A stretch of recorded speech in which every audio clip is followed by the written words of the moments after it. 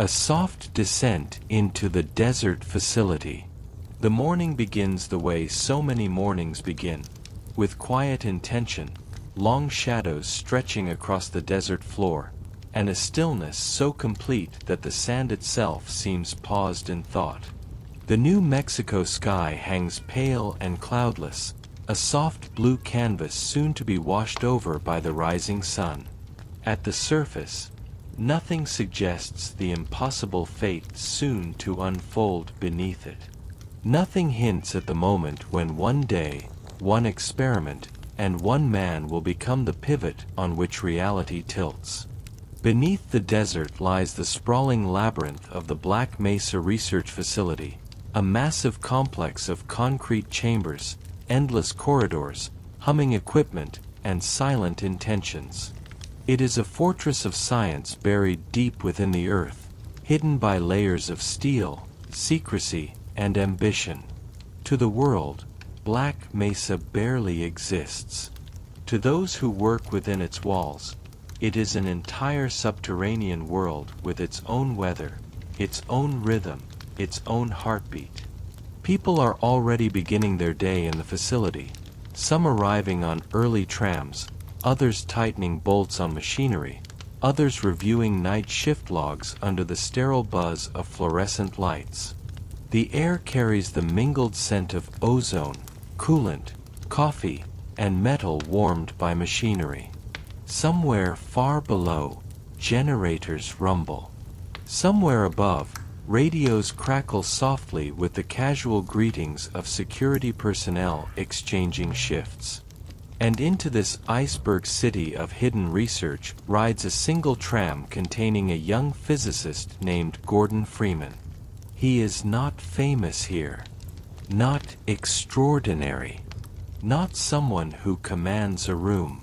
Instead, his contribution is quiet, analytical, measured. He wears a simple white lab coat draped over a worksuit, carries a briefcase, and watches the world pass placidly outside the tram window as the transport glides along its magnetic rail. The tram moves through shadowed tunnels carved directly through the rock, lit intermittently by overhead lamps spaced like stars in a man-made constellation. When the tram emerges into open caverns, the darkness retreats, revealing deep silos, bridges suspended over impossible depths, and faraway platforms where workers perform morning checks. Mechanical arms move along tracks overhead, transporting crates or adjusting machinery in a slow ballet that seems ancient and practiced. A soft electronic voice narrates the journey, safety reminders, research department updates, protocol changes for chemical spills, reminders to keep IDs visible. The message is soothing in its routine, as if nothing remarkable could ever break into this environment of repetition and control. Gordon listens half-aware. His mind drifts, as minds often do early in the morning, wandering through the mundane details of life. He taps his fingers lightly against his knee. He glances at the pocket of his suit, where a pen rests neatly clipped. He has rehearsed today's procedure in his mind already. It should be straightforward. A simple sample analysis. A reactive crystal, nothing more. A measurement of its resonance properties. He expects to be finished early. Today is supposed to be uneventful. As the tram continues its journey into progressively deeper layers of the facility, the environment begins to shift.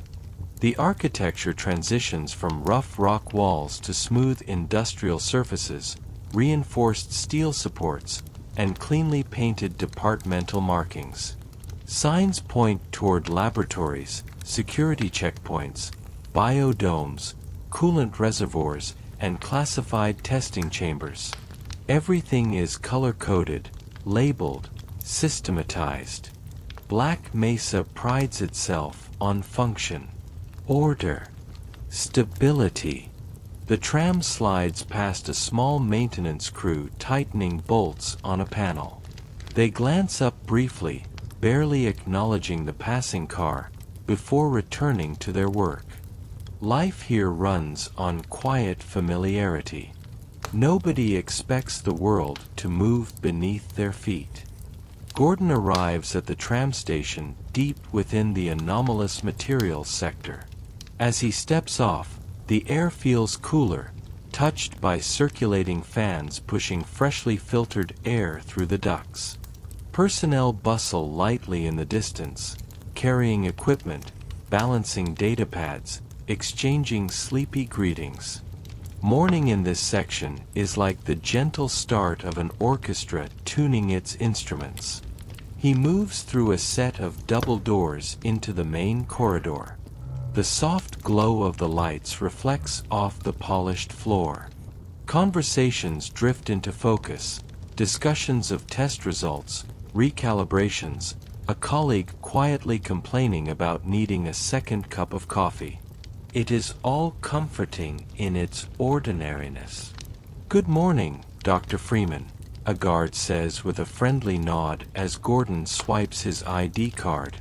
The door panels slide open with a smooth hydraulic whisper. On the other side awaits the familiar maze of the anomalous materials lab, observation rooms behind thick glass, equipment carts pushed neatly into corners, whiteboards filled with diagrams and formulas, lockers neatly labeled with names of long-term staff. Monitors blink with data streams. The hum of refrigeration units keeping samples stable is constant, steady, almost meditative. This is a place designed to make the extraordinary feel routine. A fellow scientist greets him with practiced exasperation. "They're waiting for you in the test chamber, Gordon. You're running a bit late this morning." He is not truly late, but in Black Mesa, microschedules matter. Gordon nods quietly and continues through the hall. Around him, the facility breathes with mechanical life. Fans spin overhead, cables run along walls in organized bundles, and the distant hum of experimental equipment vibrates faintly through the floor. He passes through the locker room, retrieving his HEV suit, an orange armored suit designed for hazardous environments. Its systems flicker to life as it senses movement, battery levels, minor shielding, environmental sensors. It clings to his body with a snug embrace, protective but familiar. The suit feels heavier than usual today, not physically, but symbolically, though he has no reason to suspect anything unusual. It is merely a tool, like the machines in the chamber he will soon occupy. He steps into the lower corridors of the testing area, passing thick blast doors and reinforced walls painted with hazard stripes. These elements are comforting. They imply safety. They imply control. They imply that someone has thought through every possible scenario. But someone hasn't. Not today. Inside the control room, two scientists prepare for the experiment. They glance up when he arrives. "We've just about got everything under control," one of them says, trying to sound confident, though a slight tremor in his voice betrays him. "The specimen is ready. Once you're inside the chamber, we'll begin the scan." Gordon simply nods. He doesn't speak much. His strength is calm observation, not conversation. He enters the test chamber through a heavy sliding door. The room is massive, circular, lined with metal plating and conduits that snake along the walls like the veins of some industrial organism. At its center is a large scanning apparatus suspended from the ceiling, a rotating ring of energy emitters capable of analyzing samples at the atomic level.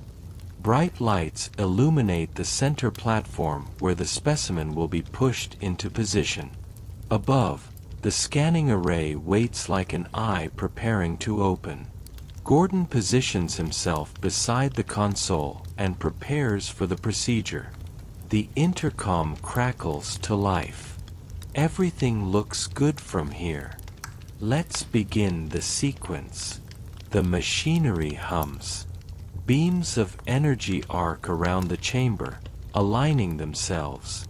Gordon, the specimen will arrive momentarily. Ensure it remains in the beam as long as possible. The sample, an alien crystalline shard retrieved from Zen, begins moving toward the chamber on a motorized cart. The sound is soft, metallic, rhythmic. Gordon watches the crystalline surface shimmer under the lights. It pulses faintly, as if alive. He doesn't know its origin, only that it is reactive, unusual, and valuable for research.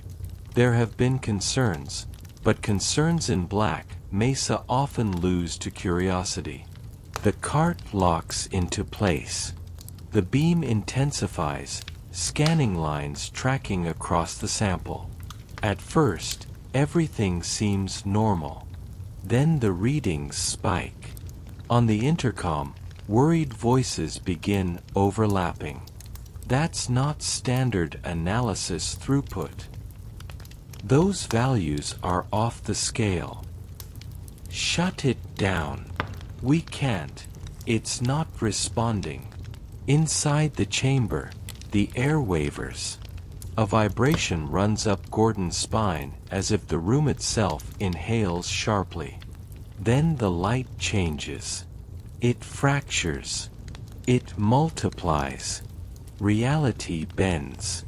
The resonance cascade begins. A deafening wave of energy erupts from the sample, exploding into sweeping chains of green and violet lightning that coil through the chamber. The walls warp like reflections in rippling water. The floor pulses. Gravity hiccups. Sounds distort into strange, elongated echoes. Gordon is thrown backward, but stays conscious. His vision blurs. Shapes flash. Creatures, landscapes, fragments of places he has never seen. Impossible colors twist through the room like whispers of another world. He sees glimpses of Zen, floating platforms, shimmering plants, glowing insects suspended in gravity's absence. And then, suddenly, he is back in the chamber as if reality snaps into place around him. The scanning array collapses in a shower of sparks. The crystal shatters. The intercom cuts to static. Alarms scream across the facility. The cascade expands outward like a storm, tearing open dimensional seams throughout Black Mesa.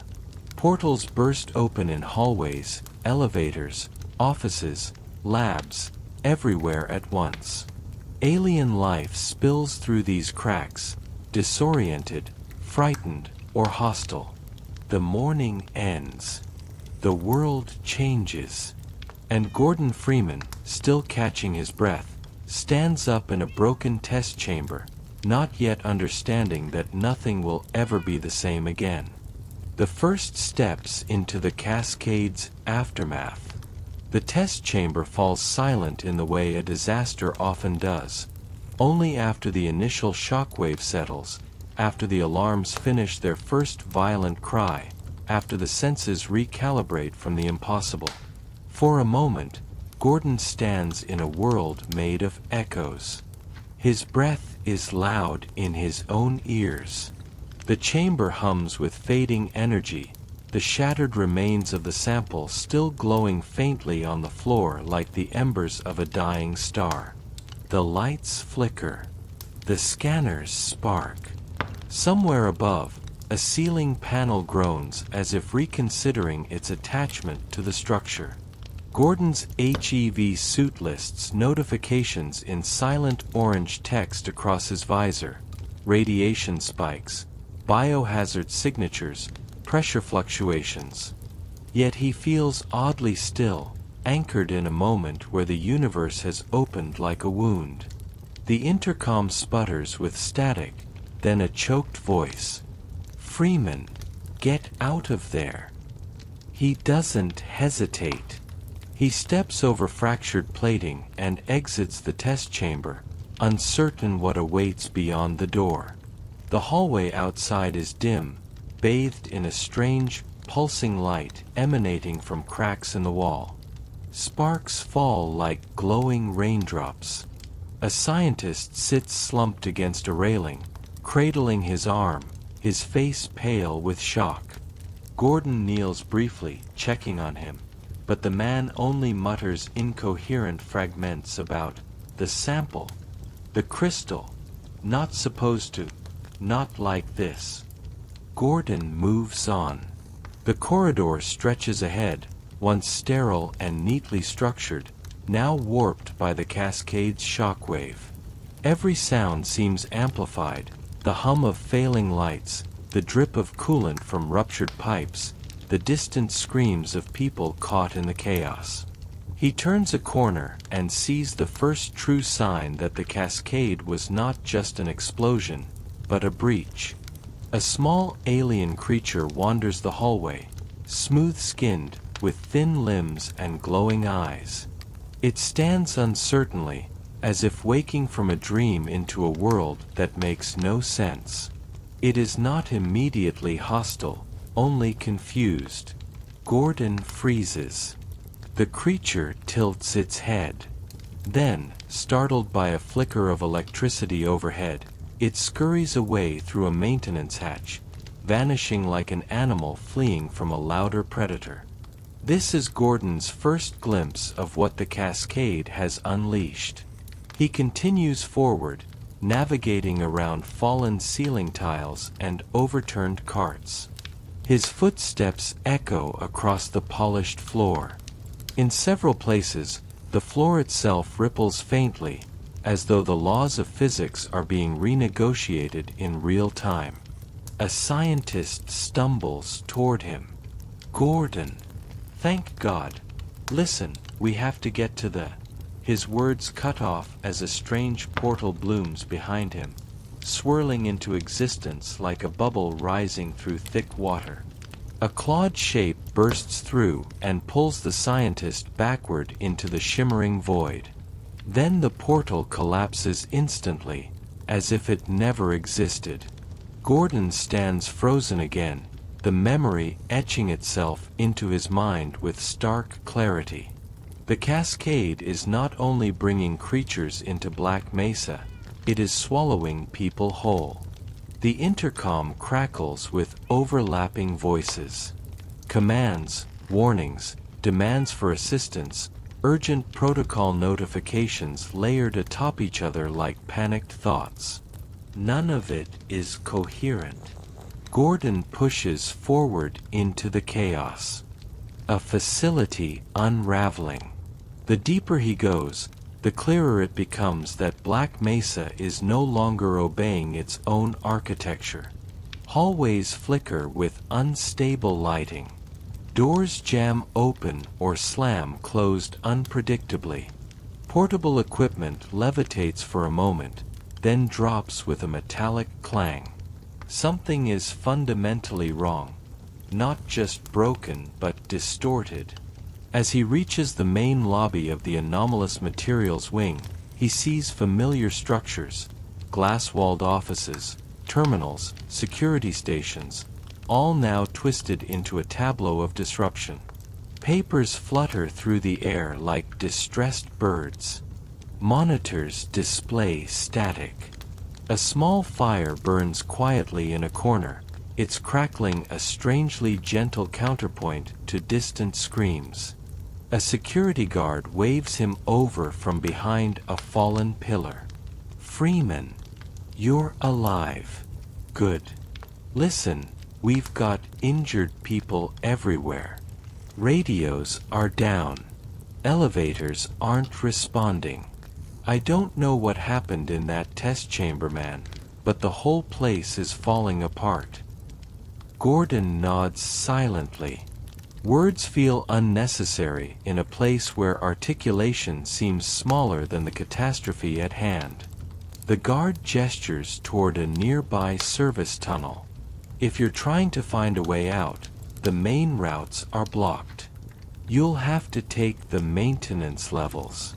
It's not pretty down there, but it's your best shot. Gordon acknowledges the advice and moves toward the indicated route. Behind him, the guard calls out again. And Freeman, watch yourself. There's things crawling around here I've never seen before. Gordon continues down the dim tunnel, his path illuminated only by flickering emergency lights. The hum of machinery echoes through the narrow corridor. Strange shadows move along the walls, cast by shapes that don't quite match their sources. As he walks, the world feels increasingly dissonant. He hears the sound of something skittering across a vent above him. A soft hiss echoes from a distant corner. The pipes overhead groan with pressure changes that were never part of Black Mesa's design. Every sense tells him that he has stepped into a place caught between worlds. Unseen pressure. Deeper in the maintenance network, Gordon encounters more signs of instability. A corridor once used for electrical wiring now pulses with strange energy patterns. The air is warmer here, almost feverish, carrying the metallic scent of ozone. He rounds a corner and finds a small group of scientists attempting to lift debris off a trapped colleague. Their movements are frantic but uncoordinated. When they notice Gordon, they call out for help. Together, they lift the collapsed beam, dragging the injured worker to safety.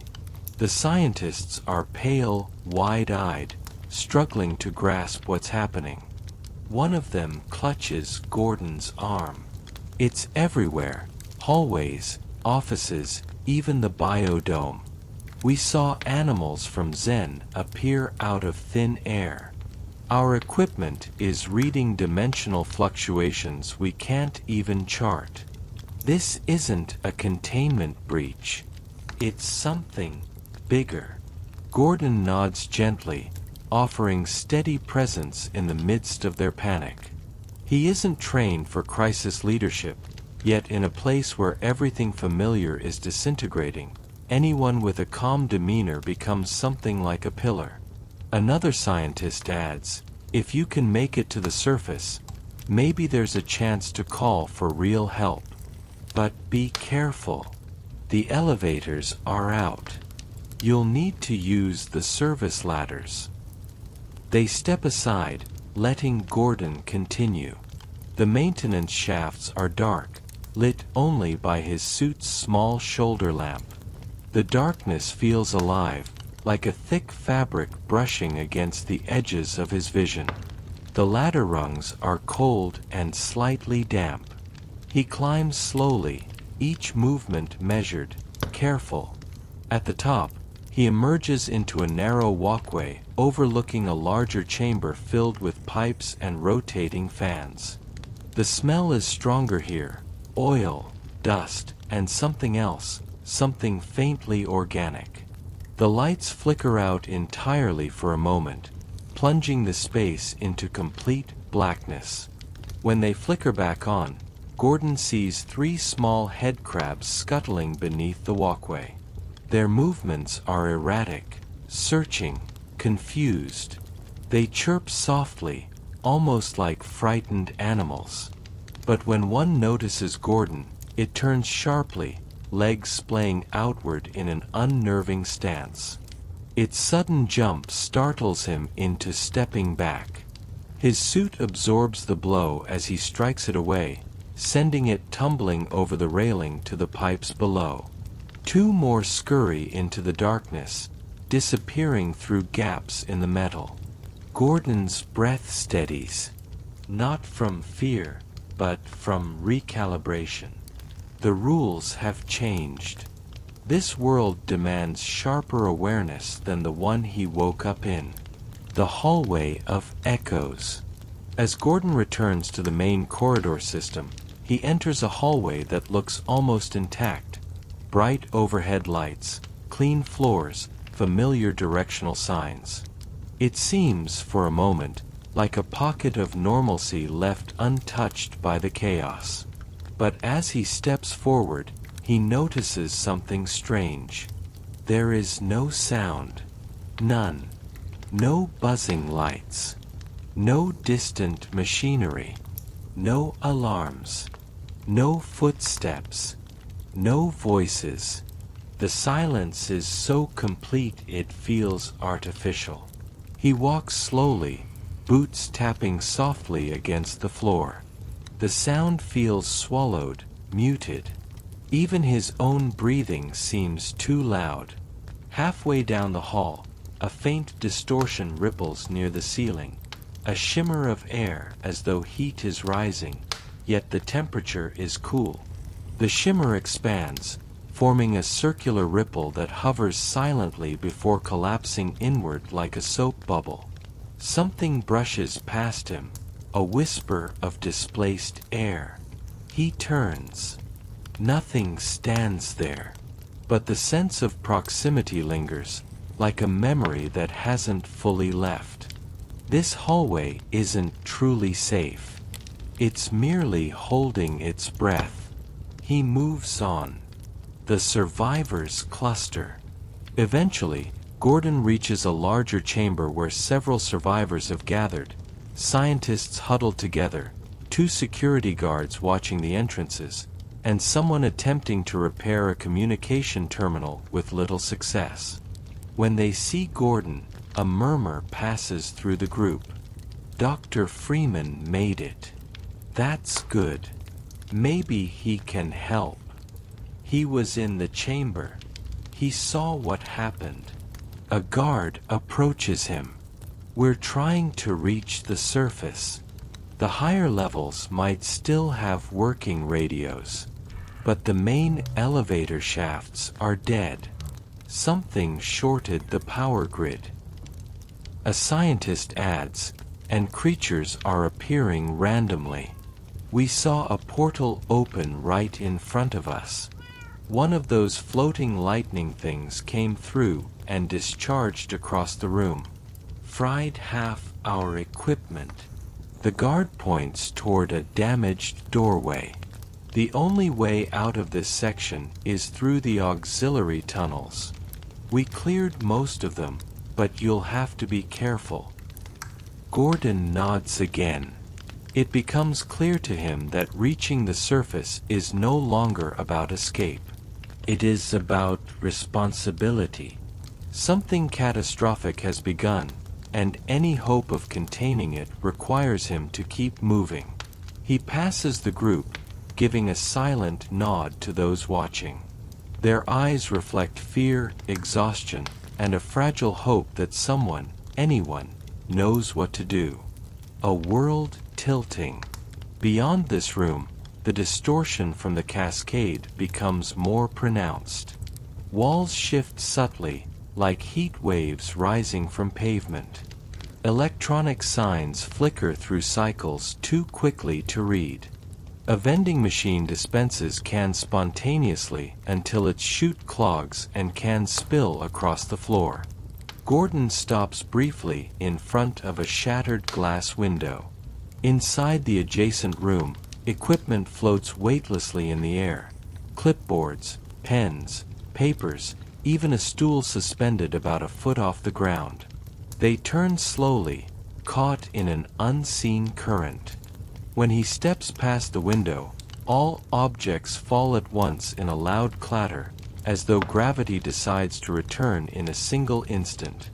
The world is not simply broken. It is reconsidering itself. Gordon keeps going. His path leads toward a stairwell descending into lower reactor maintenance. On the landing, a large chunk of ceiling has collapsed, revealing twisted rebar and broken concrete. The debris forms an improvised passage downward. He lowers himself carefully, boots touching unstable rubble. The air becomes warmer, filled with the scent of burning insulation. A soft rumble vibrates the ground beneath him, a generator running beyond safe thresholds. Lights flicker overhead. The ground trembles. Somewhere distant, a deep bellow rattles the walls. Gordon doesn't know which creatures make which sounds yet, but he knows instinctively that this one is large. He continues. The hallway narrows into a cramped maintenance duct. Pipes clank overhead as pressure fluctuates. The metallic echo feels like the facility itself is speaking in a language of stress and fatigue. At the end of the duct, a collapsed barrier gives way to a control booth overlooking a large chamber filled with unstable machinery. Sparks rain down like tiny artificial meteors. A forklift lies overturned on its side, a head crab perched atop it, cleaning its claws with small, deliberate motions. When it notices Gordon, it scuttles away, retreating into a crevice. He steps around it. Below, the machinery stutters to life, then dies, then surges again. The whole room is a dense orchestra of alarms, grinding gears, and unsteady electrical discharges. And amid the chaos, a scientist stands on a raised platform, waving frantically. Dr. Freeman. Down here. Gordon makes his way toward him. The scientist leans close, speaking quickly. We've contacted someone from the Lambda team. They said the cascade might be reversed if we can stabilize their systems. You need to get out of this section and reach them. The military might already be on their way, but I don't think they're coming to rescue us. Gordon meets his eyes. He understands. The scientist gestures toward a side door. Take that route. It'll get you closer to the surface elevators. Go. Before more portals open. Gordon nods once. He moves through the side door into another long corridor, lit by intermittent flashes of emergency red lights. The corridor hums with tension, like a string pulled too tight. Every step feels like walking deeper into the unknown. The red-lit corridor. The long corridor stretches ahead like a vein illuminated from within. Emergency red lighting pulses slowly, washing the metal walls in crimson waves. The color deepens the shadows, exaggerates every contour, and gives the entire passage a dreamlike quality. Half mechanical, half organic, as if the facility itself has begun to breathe. The alarms that once blared non-stop now fade into intermittent beeps and broken sputters, as though even they are becoming exhausted by the unfolding catastrophe. Gordon walks forward carefully.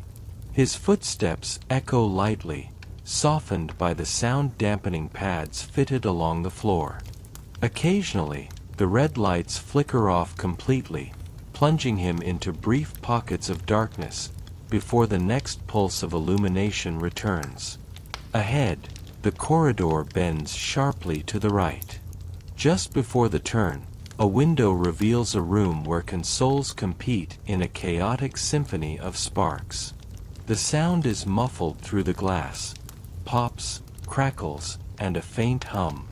One console has split open, its exposed wiring sparking in random intervals. The unnatural quietness of the corridor contrasts sharply with the chaos behind the glass. It creates a feeling of liminality, like existing between two states of reality. The silence is broken only by the soft, rhythmic tapping of something small moving behind the ceiling panels. Gordon looks up. Dust falls from the seams between tiles, drifting down like fine ash. Whatever is above him shifts position, then scuttles rapidly into the distance. He moves on. The corridor opens into a larger atrium, one that should be buzzing with morning activity. A place where researchers meet, exchange supplies, grab documents, and discuss upcoming tests. Now, it looks like a snapshot of a moment violently interrupted. A coffee cup lies shattered on the floor, its spilled contents forming a dark arc across the tiles. A rolling chair sits skewed at an awkward angle. Papers flutter in the small drafts generated by ventilation fans struggling to maintain circulation. But the most striking detail is the crater-like hole punched through one wall, edges melted as though by intense heat. Through it, the adjacent hallway is visible, but twisted, distorted, and fractured by a portal that shimmers silently in the air. It is a swirling, oval-shaped aperture, no larger than a doorway, floating slightly above the floor. Its edges ripple with green energy. It hums faintly, a sound so subtle it resembles the soft ringing inside one's ears after being exposed to loud noise. Something moves within the portal, though the shapes are unclear. They look like silhouettes seen underwater, distorted, waving gently. Gordon stays well away from it. He circles around debris and exits through another door, taking a route he knows will lead toward the larger freight lift system. If he can reach the surface, maybe the facility staff can coordinate a real evacuation. But deep inside, he already knows. This isn't a normal disaster. Normal disasters don't rewrite hallways. The freight lift. The corridor feeds into a large industrial room housing a freight lift, one used to transport crates and heavy machinery from upper levels to maintenance floors. It sits at the center of the room, surrounded by metal walkways. Two scientists stand by the control panel, urgently tapping at buttons. Come on, just respond. It's no good, the override system is fried. When they notice Gordon, their faces shift from exasperation to relief. Freeman.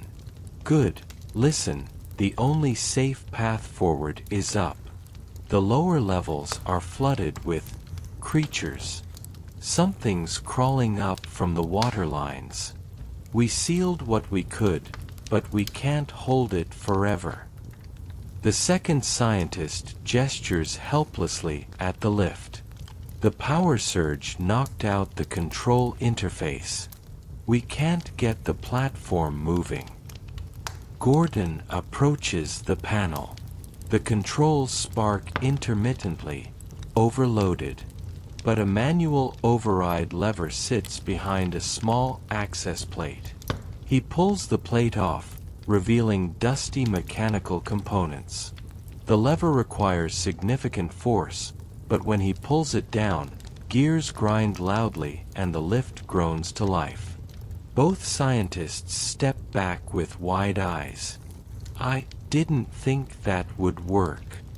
Thank goodness. Go on. We'll try to follow when we can. Gordon steps onto the lift. It begins to ascend slowly. The platform vibrates under his feet. The chains and pulleys clank rhythmically. The metal framework of the shaft rises around him like the ribs of a colossal industrial beast. Halfway up, he hears something below. An alien shriek echoing through the shaft. A small creature scrambles onto the lift's lower support beams, but a sudden jolt of the ascending platform knocks it off balance. It tumbles into the darkness below, its cry fading rapidly. The lift descends into a new hallway lit by sterile white lights, a jarring shift from the red-tinted gloom of the lower levels. The doors part. A strange calm. This hallway feels uncanny in its normalcy. Everything is clean and intact. The floor gleams. The air is cool and smells of disinfectant. There are no flickering lights, no fires, no collapsed ceilings. But the silence is complete. A discarded clipboard lies in the middle of the floor. A monitor displays a paused screen, a report left halfway through typing. Chairs are perfectly aligned at a conference table. It feels like everyone simply disappeared mid-motion. Gordon remembers the scientist who was pulled into a portal moments before. The cascade isn't just bringing things in, it's taking things out. He steps forward cautiously. At the end of this hallway is a large window overlooking Sector C's transit tunnel, a long, curved track used by trams similar to the one he rode that morning. But now, the track is dark, the power offline, and an overturned tram sits halfway across the tunnel, its metal frame twisted and smoking. The silence feels heavy, like the room is holding its breath. A faint crackling sound breaks the quiet, an electrical panel sparking along the wall. The sparks cast brief flashes of light over the hallway, creating ghost-like shadows that dance momentarily on the ceiling. When he turns away from the window, he sees a figure lying motionless near a storage cabinet. Gordon approaches carefully. The figure is a scientist, unconscious but breathing shallowly. His pulse is weak. His forehead is marked with a small laceration. Gordon gently adjusts his posture, making sure he's lying comfortably and not obstructing his breathing. The man mutters something incoherent. Shifting. Everything's shifting. Gordon steps back. The sense that reality itself is unstable grows stronger with each passing minute. The phone lines. He enters a side office with several telephones mounted along a wall. Usually, these phones connect directly to internal command clusters and external liaison centers. If any line is working, it might be one of these. He picks up a receiver. Nothing. No dial tone. Only soft static. Trying another yields a faint voice, broken, scrambled, and utterly indecipherable. Like a broadcast from a distant, collapsing world. A third line gives a metallic screech before going dead entirely. The outside world feels impossibly far away. A bridge over darkness. Gordon exits the office into a larger hangar-like space. A metal catwalk stretches across the upper level, connecting two maintenance access doors. Below the catwalk, the floor is flooded with several inches of water from a burst pipe. The water reflects the ceiling lights, shimmering like liquid glass. A security guard is perched at the far end of the catwalk, aiming his weapon downward. When Gordon steps onto the walkway, the guard calls out, "Careful, Freeman! Something's moving in the water." Gordon stops. Something indeed moves. Slow ripples disturb the stillness. Then a head crab leaps from the water with a hiss, landing on the walkway between them. Gordon reacts quickly, kicking it back over the railing. It splashes into the water and disappears beneath the surface. The guard lets out a breath. "I've been stuck up here for 5 minutes waiting for that thing to jump. I didn't want to shoot and risk ricochet off the railings." He nods toward the far door. Surface access is 3 levels up. Stairs are around the corner. Be careful, something fried most of the lighting system. They part ways. The dim stairs. Gordon finds the stairwell exactly where the guard indicated. The lights inside are dim, powered only by backup circuitry. Shadows stretch endlessly along the walls, cast by thin beams of residual light. As he climbs, he hears something unsettling, a rhythmic scraping sound from a floor below. Something is dragging itself across metal. Slowly, deliberately, he keeps moving. On the second landing, a ventilation grate rattles violently. Then it falls to the ground with a metallic clang. A creature crawls out, thin, tall, with elongated limbs and glowing slit-like eyes. It emits a soft warbling sound, almost mournful. Instead of attacking, it tilts its head at Gordon, curious. Then it jerks suddenly, sensing something Gordon cannot. It leaps upward into the next vent and disappears, as if fleeing from unseen danger. Gordon continues climbing, every sense sharpened. The broadcast room. At the top of the stairwell, a large steel door stands slightly ajar. Gordon pushes it open and steps into what was once a broadcast and coordination center. Rows of desks with headsets, communication consoles, and wall-mounted screens used to monitor the facility's various sectors. Now, the large screens show static, flickering lines, or distorted images of hallways where interference ripples across the feed.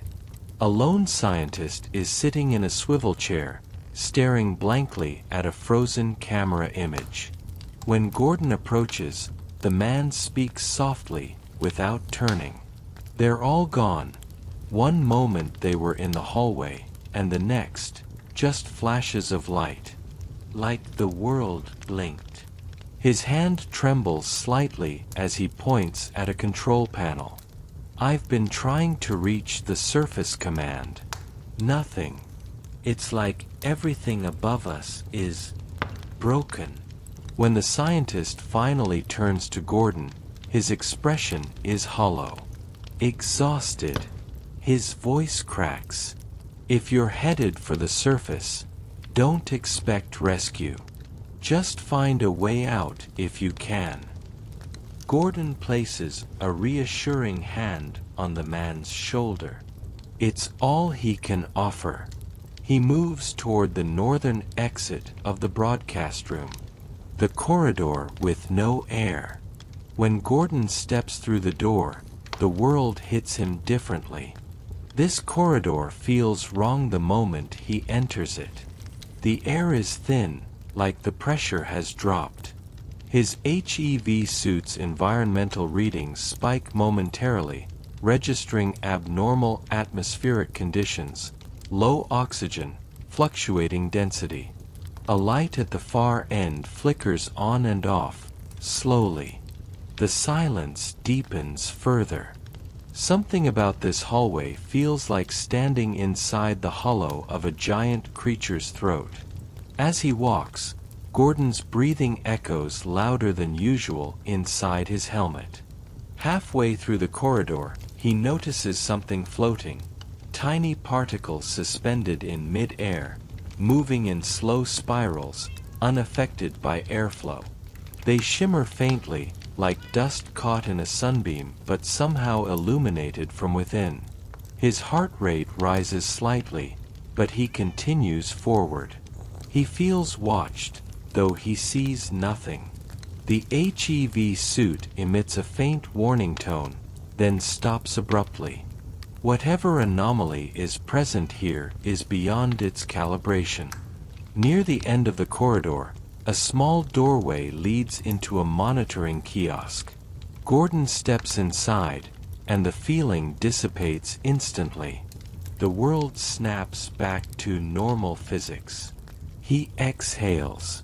Something about that hallway was wrong. Not dangerous, not immediately, but fundamentally unnatural. He makes a mental note. The cascade is not only letting creatures in, it is altering the rules of the environment. The path to the surface. Through another large blast door lies the first true stairway toward the surface. Wide steps made of reinforced steel, often used by staff commuting between the lower research area and administrative offices. Gordon ascends them with cautious resolve. Above him, he hears the faint sound of gunfire. The soldiers have arrived. And nothing in Black Mesa will ever be the same again. Gunfire above. As Gordon climbs the last few steps toward the administrative levels, the faint echoes of gunfire continue to drift downward. At first they sound distant, muted by multiple layers of concrete and steel, but as he nears the top, they grow sharper. Short bursts. Controlled. Not the chaotic firing of untrained panic, but the disciplined pulse of a professional force. Black Mesa is no longer simply a research facility in chaos. It's becoming a battlefield. The stairwell opens into a broad hallway that once led to a cluster of small offices and briefing rooms. The overhead lights flicker irregularly. Papers lie strewn across the floor like wind-blown leaves. A filing cabinet is overturned, its drawers spilling forms and memos across the tiles. A few chairs block the path as if someone attempted to barricade the hallway but gave up when the barrier felt insufficient. The gunfire resumes, closer now. Gordon moves cautiously toward the sound, staying near the walls, listening. A voice barks orders. A second voice responds with clipped affirmation. Boots strike the floor in synchronized rhythm. Soldiers. He reaches a point where the corridor widens into a T-junction. On the right side, emergency doors have sealed themselves. On the left, the hallway opens into what was once a reception area for an administrative wing. Now, the reception desk is half destroyed, a large section smashed inward as though something heavy collided with it. A scientist cowers behind the counter, trembling, whispering to himself. Gordon approaches him slowly, so as not to startle him. The man looks up, startled anyway. "They're shooting at us," he whispers, voice cracking. "Not just the creatures, us. The soldiers. We tried to wave them down, but they..." His voice fades. He shakes his head. Gordon doesn't respond verbally. He merely places a hand on the counter. Calm, steady, grounding. Another burst of gunfire echoes from deeper in the wing. The scientist flinches violently. "Please," he says quietly, "don't let them see me." Gordon nods once, then moves on.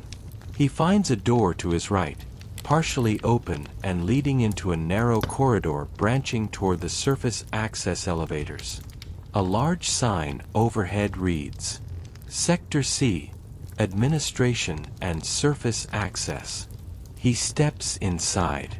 Footsteps in the dust. This corridor is different, narrower, more claustrophobic. Dust hangs in the air, drifting in slow swirls as if disturbed only minutes earlier. Boot prints line the floor, deep impressions, purposeful, organized in formation. Soldiers are sweeping this area. As Gordon moves forward, he hears a voice from around a corner. "Area clear. Move to the next hallway." A second voice, "Copy that." Gordon stops immediately. He presses against the wall, listens carefully. The footsteps fade toward the west wing, away from the path he must take. When the hallway grows quiet again, he continues on. He turns a corner and finds the body of a security guard slumped against the wall, still holding his weapon. A single bullet hole marks the wall behind him. Gordon kneels for a moment. The guard's face is calm, almost peaceful, though his final moments must have been anything but. A small name tag sits skewed on his uniform. M. Torres. No one will be filing reports about him now. Gordon rises. He keeps moving. Surface access elevators. After several more turns, He reaches the wide double doors of the surface access lobby. The room is spacious, lined with benches and a long communications panel that once routed calls to various sectors. Those screens now flicker with static or display frozen feeds of unrelated areas, rooms no longer recognizable, hallways partially collapsed, shadows moving without identifiable sources. In the center of the lobby are 3 large elevator doors, the primary way personnel reach ground level. 2 of them are smashed beyond use. The third is intact. But the moment Gordon steps closer, he sees the problem. The power indicator is dark. The elevator is dead. One of the technicians crouched nearby notices Gordon and shakes his head in defeat. It's no good. Power grid's shot. We'll have to restore it from the maintenance substation. Gordon doesn't respond verbally. There's no need. The technician sees the intent in his expression. It's through that door, he adds, pointing toward a heavy blast door marked maintenance access only. Be careful. The whole substation went haywire after the cascade. And there's things wandering around in there. Gordon pushes the door open. Into the substation. The hallway beyond is steep, leading downward into a tangle of pipes, cable bundles, and humming transformers. Shadows dance on the walls, cast by intermittent sparks. The scent of overheated circuitry hangs thick in the air. He descends slowly, mindful of the debris littering the floor. At the bottom, he finds the main power room, a cavernous chamber filled with large electrical coils, circuit arrays, and emergency breakers. One of the coils is sparking violently, casting bright, strobing pulses across the room. Several alien creatures wander near the power panels, head crabs and 2 larger bipedal creatures with elongated skulls and glowing hands poised like living weapons. A dead engineer lies on the floor next to a toolbox. His hand still clutches a wrench, as though he had been seconds away from restoring power before the creatures descended on him. Gordon quietly picks up the wrench, sets it aside, and examines the nearby control panel. The display blinks irregularly. Power grid. Offline. Primary feed. Interrupted. Restart sequence. Available. He carefully activates the restart sequence. The room vibrates. Coils hum. Lights flicker. The power grid growls back to life, electricity coursing through the conduits in a crescendo of mechanical revitalization. The creatures react instantly, shrieking or flinching in agitation. Gordon steps back as one of the bipedal creatures charges forward. He ducks behind a transformer unit, letting the creature's own momentum carry it past. It lashes out with a crackling burst of electricity, striking a railing. Sparks fly. Gordon moves swiftly, evading its strikes and weaving through machinery. The creature emits another cry, a strange mixture of frustration and confusion. Eventually, it leaps back through a small portal tear forming in the corner of the room. The remaining creatures scatter. With the immediate threat gone, Gordon returns to the panel. Power grid. Online. Good. The elevator should be functional again. Return to the lobby. When Gordon climbs back to the lobby, he sees the technician again. The man is wide-eyed with alarm. You did it. The elevator just rebooted itself. But, Gordon, you need to look out. He gestures toward one of the shattered windows overlooking the lower courtyard. Gordon approaches carefully. Outside, on the ground-level platform, 3 military helicopters are descending. Dust and debris swirl beneath their rotors as they touch down. Soldiers leap out, forming disciplined lines, their weapons raised. They begin advancing toward the facility entrance. The technician backs away nervously. I thought they were coming to rescue us, but they shot the guards who tried to talk to them. Gordon turns toward the functioning elevator. He presses the call button. The doors slide open with a groan and a soft ding. As he steps inside, the technician calls out, "If you make it up there, be careful. They're not here to help us. They're here to erase whatever we've done." The elevator doors close. Ascent toward the surface. The elevator hums as it rises through the shaft. The walls outside the metal caging are charred in places, rattling softly as the car ascends. A calm voice plays over the elevator speaker, the pre-recorded Black Mesa announcement system. "Have a productive day." The message feels surreal now. Lights flicker overhead. The elevator shakes once, violently. Then it stabilizes. Gordon grips the rail. When the car finally reaches the surface-level checkpoint, the doors open onto a quiet reception room lit by sunlight filtering through a cracked skylight. It is strangely peaceful, almost beautiful. Dust floats slowly in golden beams. Shelves are toppled. Papers rustle in the light breeze created by a broken ventilation duct. A potted plant lies overturned, roots exposed and soil scattered like dark sand. Gordon steps forward. A single gunshot rings out in the near distance. He freezes. Then he hears voices. Not panicked, not desperate, but steady, controlled, tactical. The soldiers are close. The first encounter. Gordon ducks behind an overturned table and peers around the corner.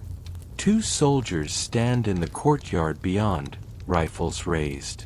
They move with precision, scanning the area. Between them lies the body of a scientist, someone Gordon vaguely recognizes from morning meetings. One soldier taps his radio. "Sector secure. No survivors here." The phrase lands heavily. No survivors. Not no hostiles. Not no aliens. No survivors. They are under orders to eliminate anyone who witnessed the cascade. Gordon pulls back behind the table. His heartbeat steadies, not from fear, but from focus. Every instinct sharpens. Every movement becomes measured. He waits for the soldiers to reposition. One of them speaks again. "Command wants us inside Sector C in 10 minutes. Let's move." The soldiers disappear through a doorway on the far side of the courtyard. Silence returns. Briefly, Gordon steps out from the cover. He breathes once. He prepares himself. Now he knows. Black Mesa is no longer just an accidental disaster. It is an intentional cover-up. And he is walking through the middle of it. The long day ahead. The sun is brighter now, casting long shadows across the courtyard. The air is still, carrying only the faint smell of smoke from a nearby explosion. Gordon takes his first full breath of surface air since morning. It tastes different. Not like escape. Not like safety.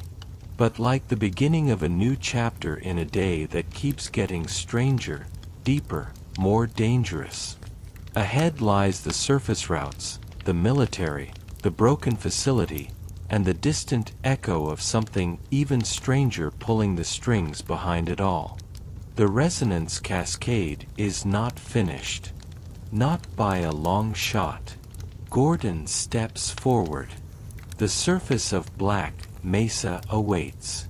And so does everything beyond it. Surface tension between two enemies. The sunlight that spills across the upper courtyard feels almost unreal after the long stretch of underground tension. It has the pale, early afternoon quality of a day that should have been ordinary, warm, and quiet. Under different circumstances, the blue sky above Black Mesa would have felt comforting, a reminder of normal life. But now it seems indifferent, thin, cold, like a distant backdrop to a tragedy unfolding beneath it. Gordon steps carefully across the cracked concrete, scanning the open space. The air carries the dry scent of desert dust mixed with the sharper chemical tang of burning electronics. Bits of debris litter the ground, shattered glass, broken tools, a toppled trash bin whose contents flutter weakly in the warm breeze. If this part of the facility was once busy, bustling with staff using outdoor walkways or moving between surface structures, it no longer feels that way. The silence here is different from the silence below. Not the mechanical hush of systems failing or alarms exhausted, but the aftermath of something violently interrupted. He walks slowly, absorbing the eerie quiet, recognizing that any moment of peace on the surface will be temporary. The radio of a fallen guard crackles faintly nearby. Garbled words, half-sentences, tactical codes. Gordon kneels, listening. The radio repeats a short, clipped message. Fire Team Bravo, proceed to secure. Containment breach expanding. No unauthorized personnel allowed to exit. The last line hits harder than a weapon. No unauthorized personnel allowed to exit. This isn't a rescue. It's a lockdown. A purge. Gordon sets the radio down carefully and rises. In the distance, beyond the courtyard wall, the rhythmic thump of helicopter blades fades toward the administrative complex. Dust kicks up behind moving vehicles. The military is beginning a full sweep of the surface. He moves toward a gate partially shattered by an explosion. Through it lies a paved service road leading to several outbuildings, warehouses, pump stations, and small administrative hubs. He steps through cautiously. The moment he enters the road, the silence breaks. A single sharp bullet snaps past him and ricochets off a nearby metal railing, pinging into the distance. Gordon ducks behind a concrete barrier. A voice shouts from beyond the nearby ridge. Contact! Movement by the access road. Boots pound against stone. The soldiers react instantly, trained and methodical. Gordon remains crouched, hearing them take tactical positions. Their leader speaks through a throat mic, calm and clipped. Bravo 2, flank left. Sweep the ridge. Anyone not in uniform is to be neutralized. Neutralized. The sound of that word carries a cold finality that settles deeper than fear. Gordon knows now with complete clarity, these men are not misinformed. They are not confused. They are not making mistakes in the chaos. They are following orders. He breathes slowly, letting the reality settle without panic. The HEV suit hums quietly, adjusting shielding levels, monitoring vital signs, offering nothing more than silent support. Gordon glances around the barrier, checking for openings. The soldiers haven't seen him clearly, only movement. He has a chance to slip away, but the open terrain offers little cover. The road leads downhill into a canyon-like passage flanked by concrete. Ahead is a small utility building with a cracked door. He sprints toward it. Bullets strike the ground behind him, throwing up dust. The soldiers shout commands. Move up. Watch the left. He's heading for the structure. Gordon reaches the door, pushes inside, and closes it quickly. Inside the utility building, everything smells of old wiring and dust. A single flickering light swings overhead, casting moving shadows along the walls. Stacks of crates sit half unpacked.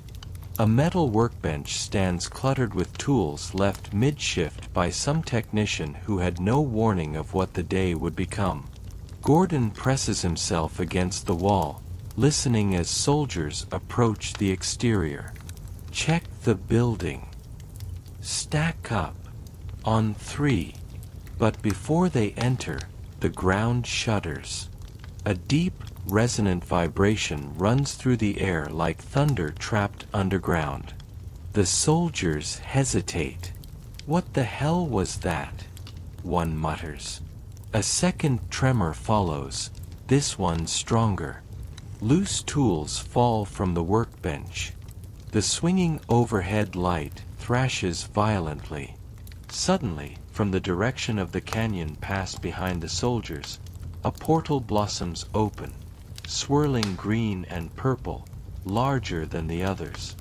Out of it emerges a creature unlike the small aliens Gordon has seen so far.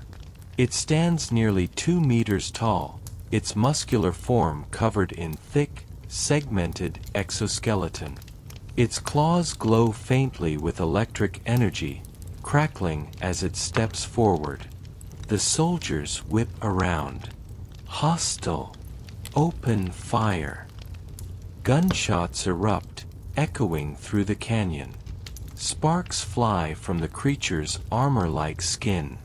It lets out a guttural roar, then leaps directly into the group of soldiers, scattering them like ragdolls. Gordon slips silently out the back door while chaos erupts outside. He enters a narrow service alley behind the building. Pipes overhead, crates stacked along the walls, a drainage trough running down the center. The sun doesn't reach here.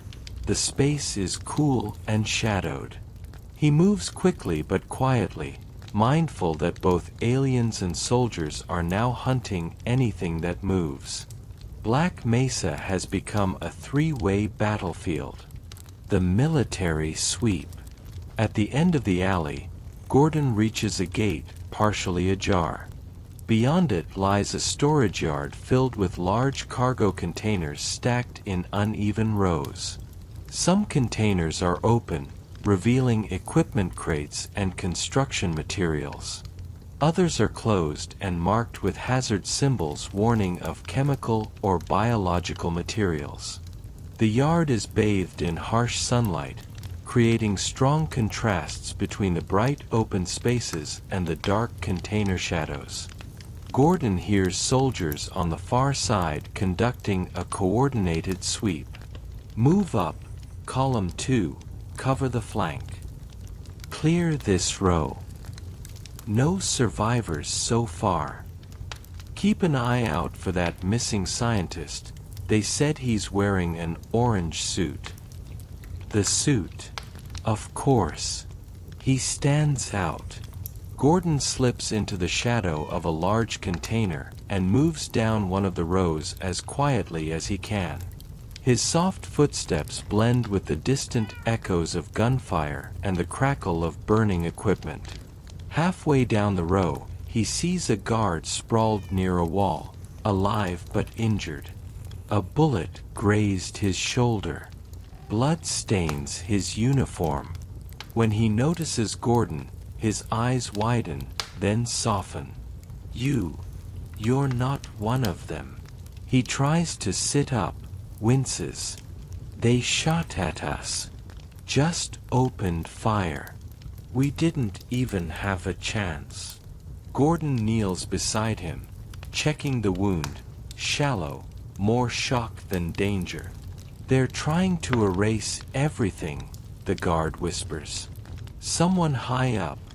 They knew this could happen. Or they tried to hide something. But now they're cleaning house. He grips Gordon's arm weakly. If you can, find a way to the Lambda complex. They might know what to do. They've been studying teleportation longer than anyone else. If anyone can fix this mess, it's them. The guard releases him, exhausted. Gordon nods once, an unspoken promise. He continues through the container yard. The rooftop approach. Eventually, the yard funnels into a sloped walkway that leads upward to a series of interconnected rooftops and platforms built along the facility's outer perimeter.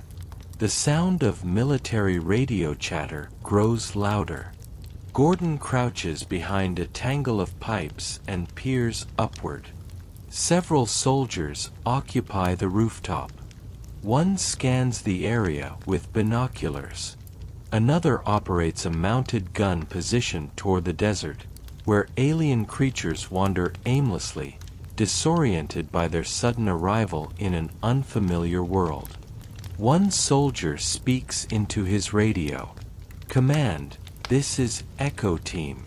We've secured the northern perimeter. No civilian survivors. Repeat, no survivors." A pause. "Understood. Move to sweep Sector D next." Gordon keeps low, edging around ventilation units and ductwork until he reaches a maintenance ladder descending into a wide ventilation shaft. He climbs down. The ventilation maze. The metal inside the shaft is cool to the touch. Air rushes through the system in irregular gusts, sometimes warm, sometimes cold, as if the climate controls can't decide which zone they're servicing anymore.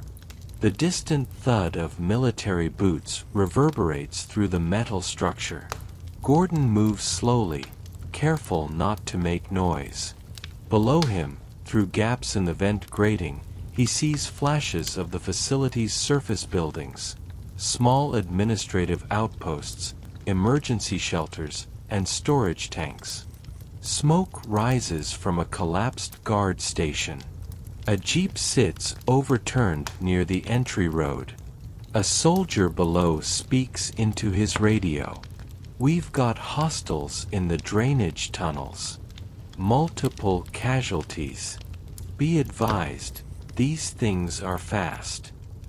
Another voice replies. "Command wants the entire site sanitized. No exceptions." Gordon passes by quietly. The vent leads to a broken section where the metal floor has collapsed downward into a large utility room. Gordon lowers himself carefully, landing on crates stacked along the wall. The room is filled with humming machines, compressors, air conditioners, and a wall of electrical switches. The noise masks his presence well. He moves through the room and finds a door leading to an open yard behind a helipad. The helipad. The bright open area ahead is scarred by combat.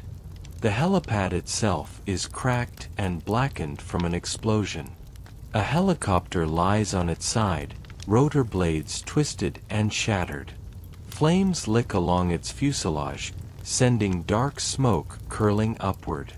3 soldiers stand nearby, examining the wreckage. Pilot's gone. Took shrapnel to the chest. Any signs of hostiles? Something hit it from the air. Didn't look like anything I've seen. They turn away from the wreckage, moving toward a nearby structure. Gordon uses the distraction to cross the helipad and slip behind a row of cargo crates stacked at the far side. He pauses, surveying the area. Ahead lies the path that leads deeper into the upper structure of Black Mesa, the battleground between soldiers trying to erase the incident and alien creatures born of a dimension unwillingly bridged to this one. Gordon breathes slowly, quietly, centering himself. The day is not even half over, and already both the known and the unknown have become adversaries. He moves forward, stepping into the shadows of the next courtyard. The surface may be brighter than the depths below, but it is no less dangerous. And somewhere far ahead lies the one destination whispered among survivors. The Lambda Complex. The place where answers might exist. The place where all of this might be reversed. The place that may be Gordon's only chance to save what's left of Black Mesa. And himself. Beneath the open sky. Gordon descends the sloped edge of the helipad into a quieter area of the surface compound. Quieter, but not peaceful. The sky overhead stretches pale and wide, an unbroken sheet of blue that should have symbolized freedom, but instead hangs indifferent over the chaos below. The desert wind rustles dust and debris across the concrete, sweeping faint trails through soot-stained patches. He moves behind a cluster of metal storage crates, keeping low, tracking the distant movement of soldiers securing perimeters. Their voices drift through the open space, sharp orders, coordinated sweeps, the low hum of radio static blending with the faint crackle of distant fires. Somewhere far off, a muted explosion thunders through the air, its tremor rolling across the facility like a distant wave. It shakes loose particles of dust from the crates around him. Black Mesa feels less like a research center now, and more like the open bones of some vast machine coming apart at the joints. Gordon continues forward. The terrain slopes toward a trench-like passage carved between two concrete walls, originally intended for utility vehicles. The passage is shaded and narrow, providing some cover. Pipes run along the walls, carrying water or coolant, or perhaps nothing at all anymore. Some remain intact. Others leak in slow, steady streams that form thin reflective rivulets across the ground. The cool shade of the passage offers momentary relief. Gordon takes a steady breath, listening. Above, boots clomp across a metal grate walkway. Soldiers. He holds still as their shadows cross the path overhead. A moment later, one of them speaks. Check the admin building again. Command wants double confirmation before we move the rest of the equipment in. Copy that. Their footsteps recede. When the shadows fade, Gordon quietly moves on. The drainage basin.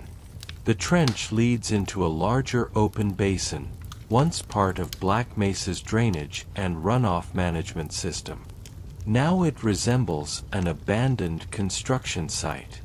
The cement floor is cracked, and broken sections of metal railing lie skewed near the edges.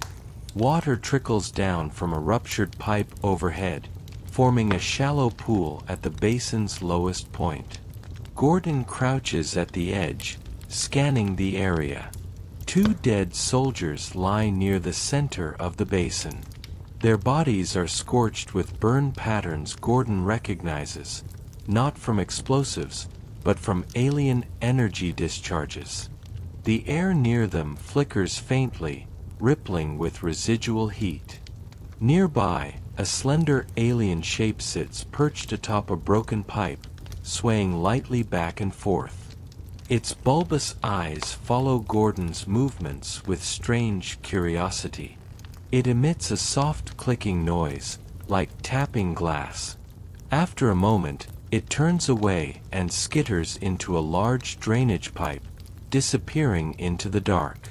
Gordon steps lightly down into the basin, careful not to disturb the puddled water.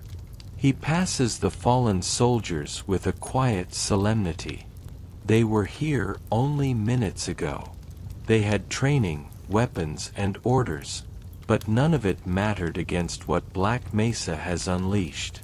He crosses the basin and climbs a ladder leading back to ground level. The desert outlook. At the top, a chain-link fence separates the facility grounds from the open desert. Through its diamond-shaped gaps, Gordon sees the vast expanse beyond: sandy hills, jagged rock formations, sparse vegetation clinging to dry soil. For a moment, he imagines running. Just scaling the fence and sprinting into the wilderness, disappearing into the horizon. But he knows it wouldn't work. The desert stretches for miles with no shelter, no water, and no guarantee of rescue. And more importantly, the cascade isn't something he can escape from. Even if he left now, even if he vanished into the desert heat, the rift between worlds would continue to widen until the consequences reached far beyond Black Mesa. He turns away from the fence. Duty has a price.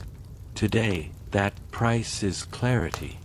The overrun outbuilding.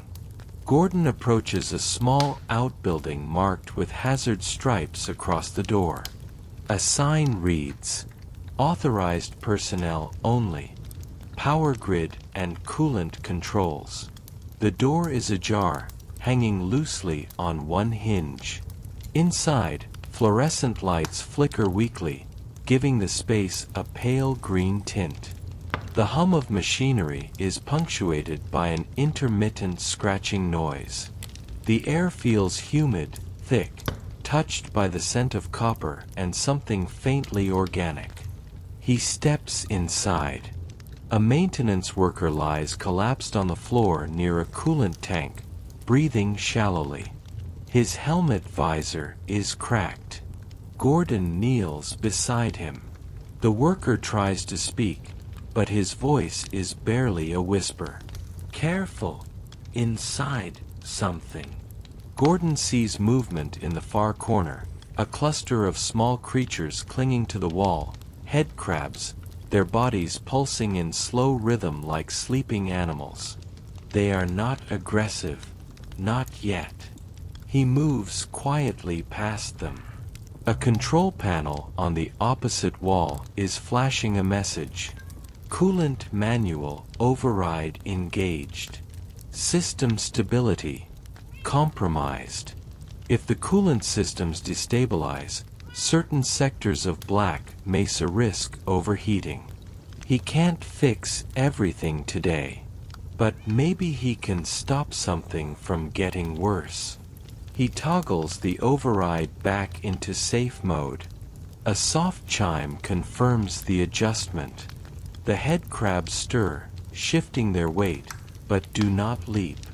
Gordon exits the outbuilding carefully, closing the door behind him, not to trap them inside, but to give the injured worker a moment of peace. The soldiers tighten the net.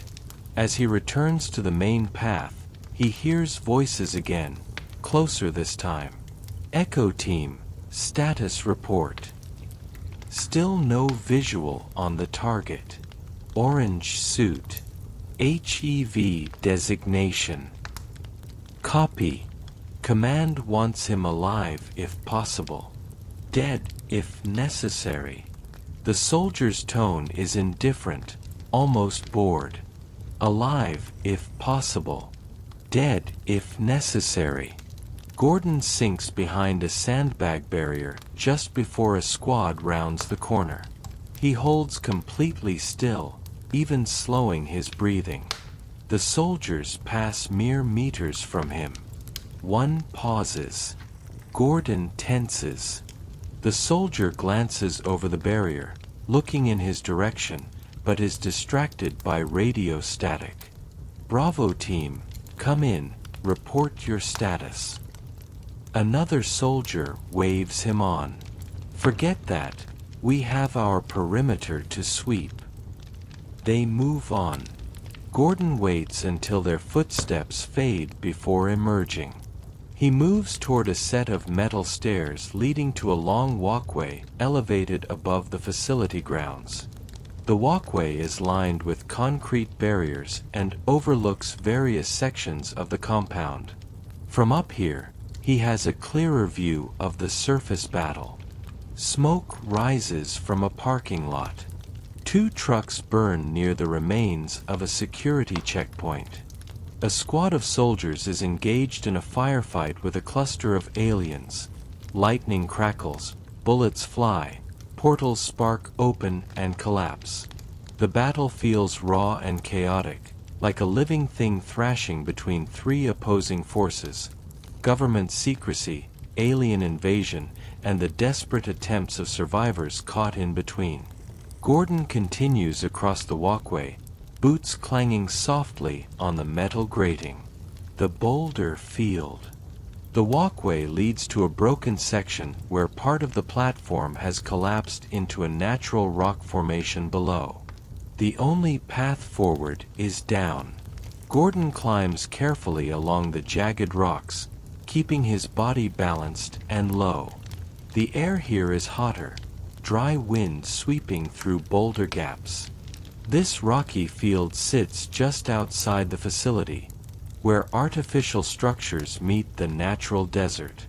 It feels strangely serene, almost untouched by the catastrophe just meters away. Gordon walks between the boulders, listening to the wind whistle softly between them. A distant explosion breaks the serenity. He ducks instinctively, then stays still, very still, as a shadow passes overhead. A military helicopter flies slowly across the sky, scanning the area below. The sound vibrates through the rocks, sending pebbles rolling. Gordon presses himself into a crevice, hidden from view. The helicopter lingers for several moments. Then it moves on. He exhales. Return to facility infrastructure. At the far end of the rock field, the terrain rejoins a concrete retaining wall. A drainage tunnel opening sits partially obscured by a fallen metal beam. Gordon pushes the beam aside enough to slip through. Inside, cool air rushes past him, carrying the distant sound of rushing water. The tunnel slopes gently downward into darkness. Overhead lights flicker, casting sporadic pools of illumination along the path. Somewhere ahead, something splashes, slow, rhythmic, like a creature wading in water. Gordon moves quietly. As he rounds a bend, he sees the source, a ceiling pipe leaking steadily, water dripping into a shallow pool. The splashes are gentle, peaceful even. He continues past. The tunnel opens into a tall cylindrical chamber, a water control room with catwalks spiraling upward around a central shaft. And standing on the lower walkway is a single scientist, staring upward as though entranced by the rhythmic drip and echo. When Gordon approaches, the man finally notices him. "You're Dr. Freeman, aren't you?" "I recognize the suit." Gordon nods. The man shivers slightly, hugging himself. He looks exhausted, eyes sunken from shock. "I don't know where everyone went. I was working down here when the alarms started. Then the lights flickered, and things appeared in the water. I hid up on the walkway and just waited." His voice wavers. Gordon listens patiently. The man gathers himself. "Listen. You need to reach the Lambda complex." They were preparing for something like this, a dimensional collapse, or a containment breach of unimaginable scale. They might be our only hope. He steps aside, gesturing toward a maintenance door. That leads back toward the surface annex. From there, you can reach the canyon route. It's dangerous, but it's the only open path left. Gordon nods gratefully and steps through the doorway. The door closes behind him with a soft final click. The canyon route. The hallway beyond opens directly into an exterior canyon carved by construction crews years ago. The walls rise steep and high on either side. Rusted pipes run along the rock face. Overhead catwalks crisscross above, some collapsed, others intact. Above, the sky has begun to shift into a deeper blue, late afternoon creeping in. The canyon amplifies every distant sound. Gunfire echoes like thunder from far-off sections. A rumbling explosion in the administrative wing sends dust drifting through the air. Gordon walks carefully along the narrow path carved into the canyon wall. The ground is uneven, cracked from earthquake-like tremors caused by the cascade. Loose rocks scatter under his boots, tumbling down into the lower ravine. As he rounds a corner, a gust of wind sweeps through the canyon, carrying a faint, strange sound, neither human nor entirely alien. A soft, dissonant hum that vibrates in his bones. He pauses, listening. It fades. He continues. The canyon widens into an open plateau with a low metal fence at the far end. Several crates sit abandoned here, marked with military stencils, supplies dropped off before the soldiers realized what they were truly facing. In the center of the plateau lies a large scorch mark from an explosion. The ground is still warm. A crater opens near the edge, jagged, uneven, as if something burst through the earth from below. This place is transforming. Piece by piece, the world is being rewritten. Gordon walks toward the far fence. Beyond it lies the downward path that will eventually lead toward the deeper industrial zones, and, if he can survive the journey, to the Lambda complex. He grips the fence railing, looking out at the vast stretch ahead. The soldiers, the aliens, the distortion of reality itself. Everything converges on the same truth. Black Mesa is no longer a facility. It's a battleground between dimensions. And Gordon must continue moving forward, one steady, calm step at a time. The descent toward the lower works. As Gordon steps beyond the canyon plateau, he follows a narrow access road that slopes downward into a more remote section of the facility. The sun sits lower in the sky now, its angle casting long shadows across the fractured ground. Those shadows stretch like dark fingers reaching for anything that stands still long enough. The air grows heavier with the scent of oil, warm asphalt, and dust. The sounds of the surface battle grow distant and muffled. It feels like he is walking away from the chaos he knows, and toward a different kind of chaos waiting quietly in the depths. Ahead, a concrete structure rises from the canyon wall, part bunker, part machinery hub. Thick pipes extend from its sides, diving straight into the earth as though the facility has roots stretching for miles underground. A metal sign beside the entrance reads, Industrial Sector G, Coolant, Power, and Waste Systems. A faded handwritten notice beneath it, taped on in desperation, reads, Avoid lower levels. Unstable after cascade. Gordon grips the rail beside the descending stairs. The warmth of the desert fades, replaced by the cool, stagnant air of machinery buried far below. He enters the industrial complex. The giant doors slide open with a grinding metallic screech, suggesting the motors controlling them are on the verge of failure. Inside, the world becomes colder, darker, and louder. The artery of steel. The corridor ahead stretches long and linear, walls lined with enormous coolant pipes humming under immense pressure. Valves turn themselves erratically. Gauges spin, then snap back. The overhead lights flicker in a slow pattern, as though breathing in rhythmic gasps. Steam bursts from a ruptured panel, venting into the corridor in a swirling white cloud. Gordon steps around it cautiously. The air is thick with the smell of heated metal. Every now and then, a distant clang reverberates through the space. Something falling, something shifting, something not meant to move. Gordon makes his way through the corridor until it opens into a massive chamber, the first of the industrial engine rooms. The engine room. The room is immense. Catwalks cross it at multiple levels like a web of suspended pathways. Below them, giant pistons and turbines churn sluggishly, their motions uneven. Some have halted completely, emitting low groans.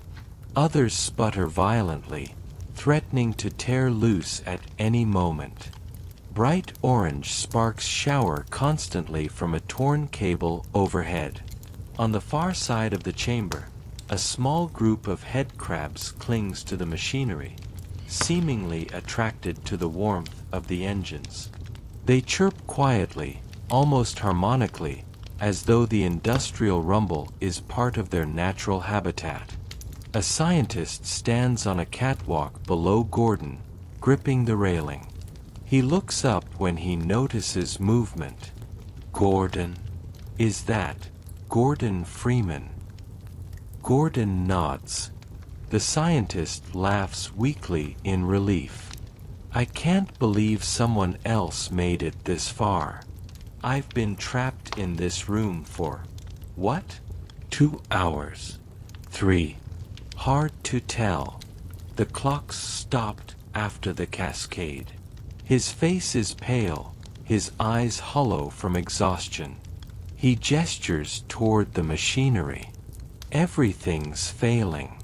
Coolant leaks, energy surges, containment protocols broken. It's a miracle the whole sector hasn't gone up in flames. I've tried everything I can, but it's like the machinery is fighting me. He sighs heavily. You can't stay here. Make your way along the catwalk. There's a tram system that leads deeper into the utility tunnels. From there, well, I hope you can get closer to Lambda. The scientist turns back to the console, not in hope of fixing anything, but as though purpose itself is the only thing keeping him upright. Gordon proceeds across the catwalk, careful not to slip on scattered debris. As he reaches the far side, the lights flicker more violently. For a split second, the room darkens entirely. When the lights return, the scientist is gone. The railing swings slightly, as though someone walked away just moments before. But Gordon heard no footsteps, no scream, no portal, nothing. The absence is chilling. He moves on before the darkness returns. The echoing tunnels. Beyond the engine room lies a network of smaller tunnels, narrow, curved passages where cables run thick along the ceiling. The walls are warm to the touch, carrying heat from nearby reactors. The floor vibrates faintly, as though the complex has a heartbeat. The deeper Gordon travels, the stranger the sounds become. Before, the creaks and groans of machinery felt familiar. Now, layered between them, he hears something else. A soft, rhythmic clicking. A low, warbling trill. A faint whisper, not from humans, but from the very concrete itself. These tunnels feel alive in a way that is unsettlingly reminiscent of Zen, yet undeniably part of Earth's structure. The cascade's influence spreads even here, in small abnormalities that defy explanation. A vent grate rattles, then bends outward slightly, as though something behind it is pushing against the metal.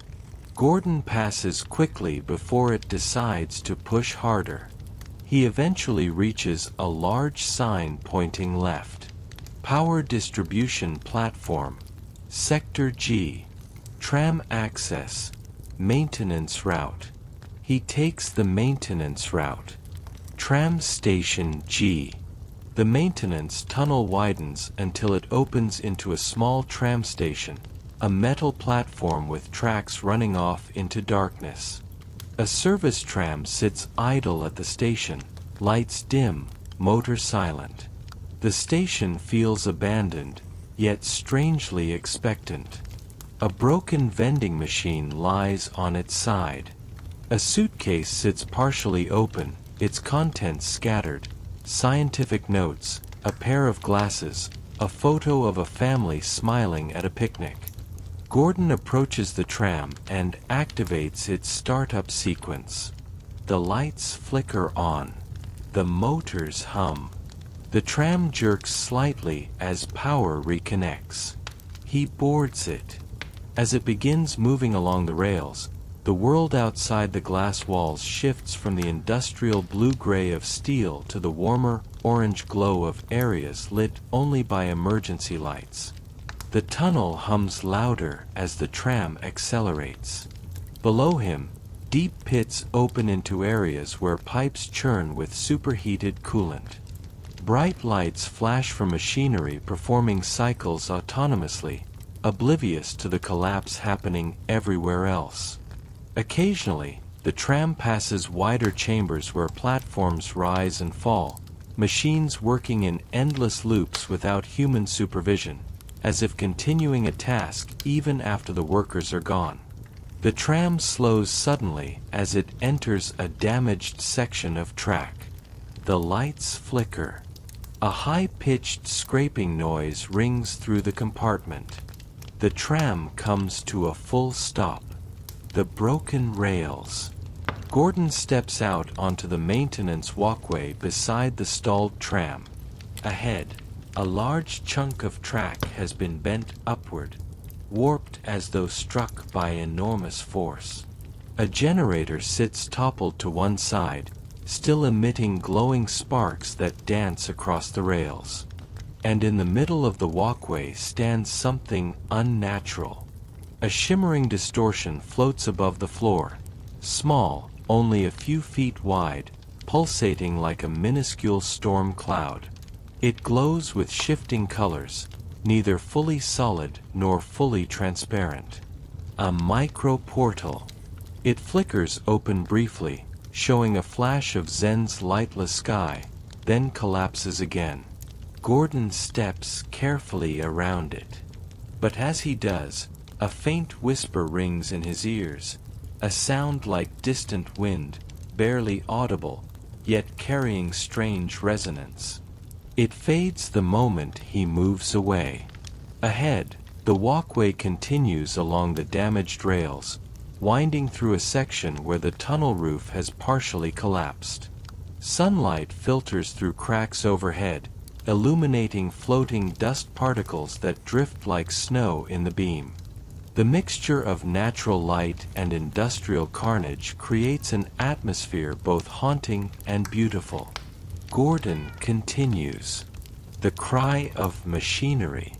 Soon he reaches another large chamber filled with huge stirring rods that churn thick processed water. The swirling surface forms whirlpools. Alien organic material floats on top.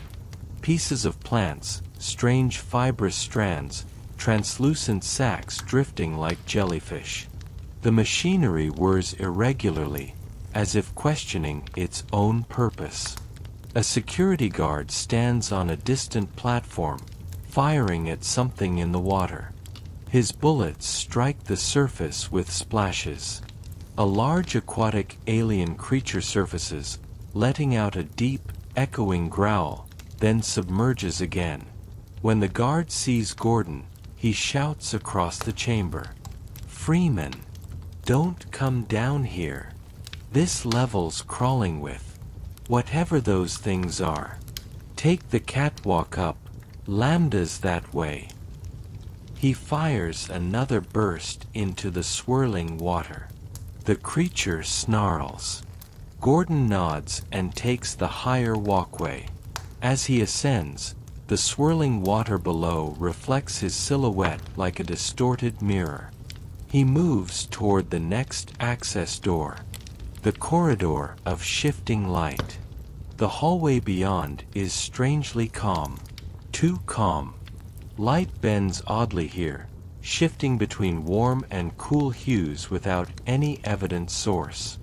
The cascade's distortion feels stronger in this place. As Gordon steps forward, his shadow splinters into several faint fragments trailing behind him, not in different directions, but separated by milliseconds. Like echoes of movement slightly out of sync. When he stops, the false shadows merge back into one. Reality is thinning. The corridor ends at a reinforced steel door.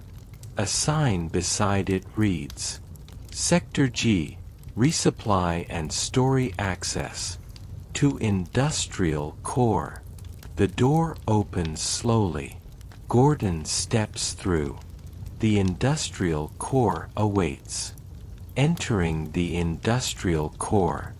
The door into the industrial core slides open with a reluctant groan, as if the machinery behind it is tired of granting access. A rush of humid air spills out, heavy metallic, carrying the faint odor of coolant, rust, and something Gordon can't quite identify. Something sweet, almost organic, lingering like the breath of a place caught between two ecosystems. He steps inside. The industrial core is the beating heart of Black Mesa's understructure. It is where power is routed, where coolant is pumped, where waste is processed, where endless machines work in loops that rarely touch human sight. Before the cascade, it ran with calm, industrial precision, each component performing an invisible task that kept the facility above alive. Now, its pulse is irregular. Lights flicker with failing rhythm. Machinery stutters, cycles breaking mid-rotation. Steam bursts intermittently from valves that should never vent. The low roar of turbines comes in uneven intervals, as though the machines themselves are breathing through strained lungs. Gordon walks onto a grated platform suspended above a vast circular chamber. Far below, the coolant reservoirs churn in uneven spirals, glowing a deep turquoise under the emergency lighting. The water bubbles in unnatural patterns, as if something beneath stirs the liquid from time to time. The catwalk vibrates lightly beneath Gordon's boots. Somewhere in the depth of the chamber, something slams against metal, a hollow boom that echoes up through the structure. Gordon pauses, listening. The sound does not repeat, but its weight lingers in the air. He proceeds along the platform. As he turns a corner, he finds a security guard leaning heavily against a railing, clutching his leg. Blood seeps through his pant leg, but he remains conscious. When he spots Gordon, relief softens the pain in his eyes. Freeman. Thank God. He tries to stand straighter, grimacing. Some of those things came crawling out of the ventilation shaft. Looked like bugs, but with these big claws. Never seen anything like them. He gestures toward a narrow corridor. Power couplings went down that way. If the reactors overheat, half this sector's going to blow sky high. I tried to get through, but you can see how that went. Gordon nods, a silent reassurance.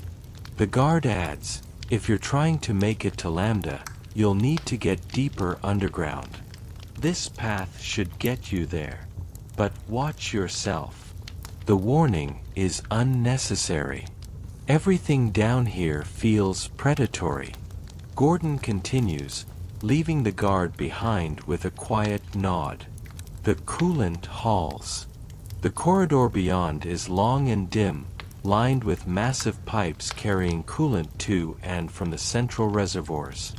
Vapor escapes through hairline cracks in several pipes, filling the air with drifting white mist that curls softly around Gordon's feet. The mist is cool, comforting, even. But the quiet is broken by sharp hissing. Ahead, two head crabs leap from behind a broken panel. Gordon steps back instinctively. They hiss and skitter forward, but a sudden burst of steam erupts from a nearby valve, scattering them. One retreats through a vent. The other darts into darkness. Gordon moves carefully, stepping through the mist-filled hall, listening to the soft echo of dripping water and distant machinery. Light from overhead flickers, casting shifting shadows across the pipes, shadows that sometimes appear human-shaped, sometimes utterly alien. He rounds a corner and enters a long walkway perched above a vast coolant chamber. Below him, the glowing water churns strangely, swirling in patterns that defy hydraulics. Alien organisms float on the surface, translucent sacs pulsing faintly, expelling tiny bubbles that rise and pop. It is as if Zen flora has begun colonizing Black Mesa's water systems. The walkway tilts slightly, weakened by earlier shocks. Gordon walks slowly, mindful of the unstable metal beneath his boots. When he reaches the far end, he sees a damaged control panel flickering with warnings. Coolant flow irregular. Pressure critical. System failure imminent. Manual bypass required. Gordon examines the panel, then flips open a protective cover. The bypass controls are intact. He realigns the pressure routing, toggles the failsafe, and waits. The coolant reservoir below shifts. The water steadies. The alien sacs drift aimlessly, no longer pulled by chaotic suction. The chamber emits a deep, steady hum. Machinery stabilizes. Just a little. It's enough. Gordon continues on. The waste channels. The next section transitions from coolant systems to waste processing, an area of the facility known for its unpleasant smells even on good days. Today, the stench is worse. Not unbearable, but distinctly wrong. Something organic mixes with chemical runoff. The corridor widens into a chamber where conveyor belts once carried sealed waste containers along automated paths. Now, several belts have jammed. Containers lie broken, contents spilled in viscous puddles. Gordon steps carefully, avoiding the slick patches on the floor. A large vat nearby churns with dark liquid. Bubbles rise sluggishly, bursting with faint plumes of vapor. Something inside seems to shift, as if the liquid thickens and thins with subtle internal movement. A sudden splash erupts from the vat. Gordon steps back. An alien creature, eel-like with several thin limbs and a skeletal jaw, leaps upward before splashing back into the depths. Gordon's breath steadies. He moves on. The walkway rises along the chamber wall, offering a high vantage point over the waste processing area. From here, he sees signs of the cascade spread, sections of the floor warped upward, pipes twisted into unusual shapes, patches of bioluminescent fungus clinging to corners. Zen is growing roots here. That thought lodges itself deep in Gordon's mind. He follows the walkway until it leads to a large circular hatch. A green indicator beside it still glows faintly. He opens the hatch. The silence of the sublevel. The hatch leads into a sublevel corridor, a long tunnel lined with thick concrete and heavy insulation. This area seems quieter than the rest of the industrial sector. The air is cooler, calmer, free of the constant machine noise. For a moment, Gordon simply stands, listening to the silence. He is reminded of the strange hallway earlier, the one where sound vanished completely. But this silence is natural, restful, like the facility has not yet realized something is wrong in this section. He walks forward. Lights overhead glow softly. The floor is clean. The walls are unbroken. It feels untouched, as if the cascade has halted at the door.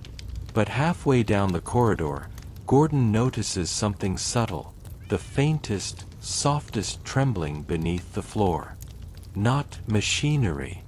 Not alien movement. Something deeper. A resonance. A reminder that the cascade's effects are layered, complex, spreading in unpredictable patterns. He keeps moving. The generator cathedral. The corridor opens into one of the most awe-inspiring rooms Gordon has seen since leaving the test chamber. A colossal generator chamber. Massive vertical columns line the perimeter, each the size of ancient trees of steel.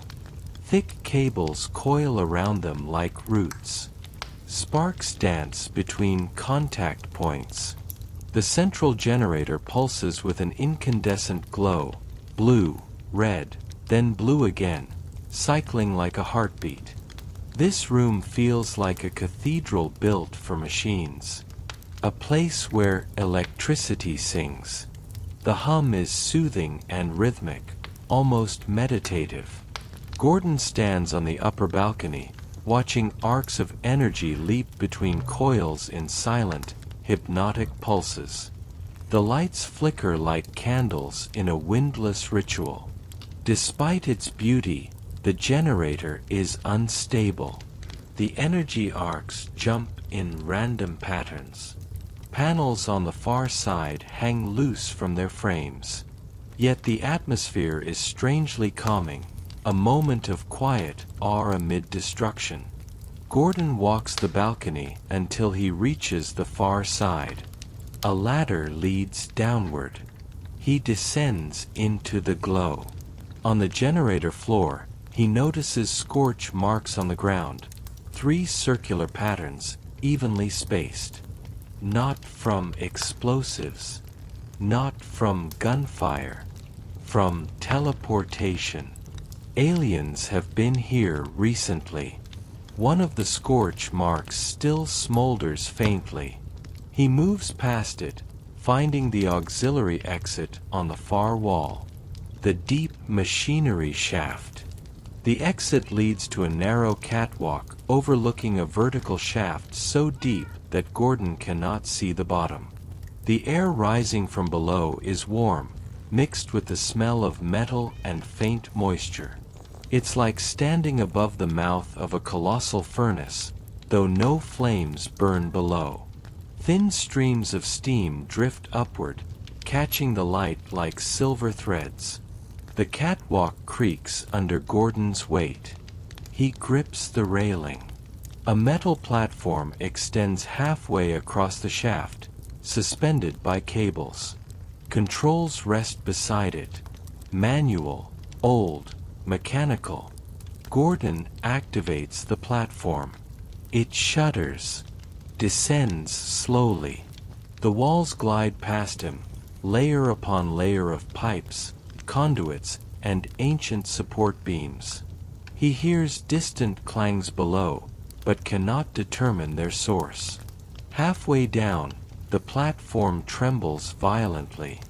Something above snaps.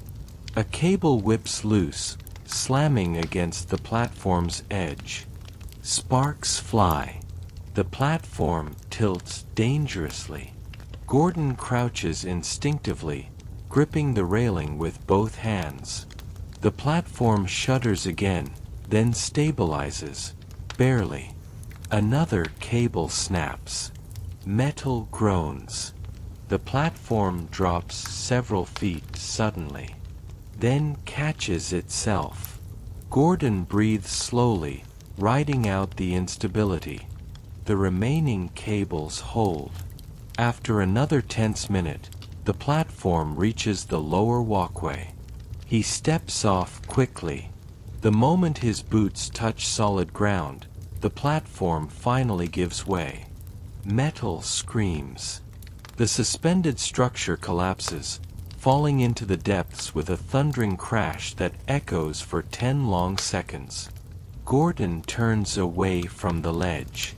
There is only one path forward now, toward the outer core. The lower walkway leads into a dim corridor lit only by emergency strips glowing faint red. The distant hum of machinery is muffled here. The silence is thicker.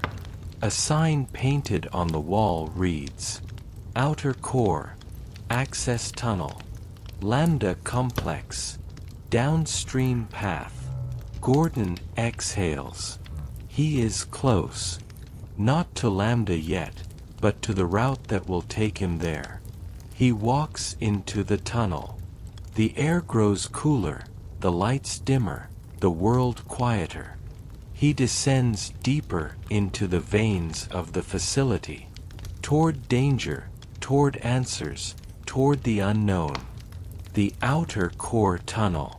The access tunnel leading toward the outer core is long, narrow, and unnervingly quiet. Gordon walks slowly, boots striking the grated floor with a calm, steady rhythm. The lights overhead are dim red strips, emergency lighting that gives the passage the appearance of an endless artery, pulsing faintly with residual energy. The farther Gordon moves, the more the sounds of the industrial machinery fade behind him. It feels like stepping out of a storm and into a momentary pocket of stillness. The air is cool here, with a faint metallic tang that clings to each breath. As he walks, he brushes a gloved hand along the wall. The metal is cold, almost unnaturally so, as though drained of warmth by something unseen. The silence shifts subtly. A faint hum arises from somewhere deep in the structure, low, soft, rhythmic, almost like a distant chant. Gordon pauses to listen, but the hum fades, returning the tunnel to silence. He continues. The tunnel opens into a wide junction chamber lit by trembling overhead fixtures. A catwalk wraps around the room, leading to various passageways branching outward like the spokes of a wheel. Pipes and cables line the walls, tangled in a chaotic pattern. A scientist stands near one of the consoles, frantically typing commands. His lab coat is soot-stained and torn. His face is streaked with ash and grime. When he hears Gordon approach, he jolts and spins, holding a wrench in trembling hands as if prepared to defend himself. When he recognizes the HEV suit, relief sweeps across his expression. "Oh, it's you, Freeman." He lowers the wrench, exhaling sharply. "Sorry. I've been alone here too long. Everything keeps shifting. These consoles keep turning on and off on their own." He gestures weakly toward the central power station. "I've been trying to reroute energy to keep the Lambda corridors from collapsing. The structural integrity is failing. If those tunnels go, we'll lose all access to the complex." Gordon nods. The scientist glances nervously at the walls as they groan under unseen pressure. "You need to keep moving. Lambda needs you. Whatever happened in that chamber, they think you can help. Or that you're part of the solution. Honestly, I don't know anymore." He motions toward the far tunnel. Go.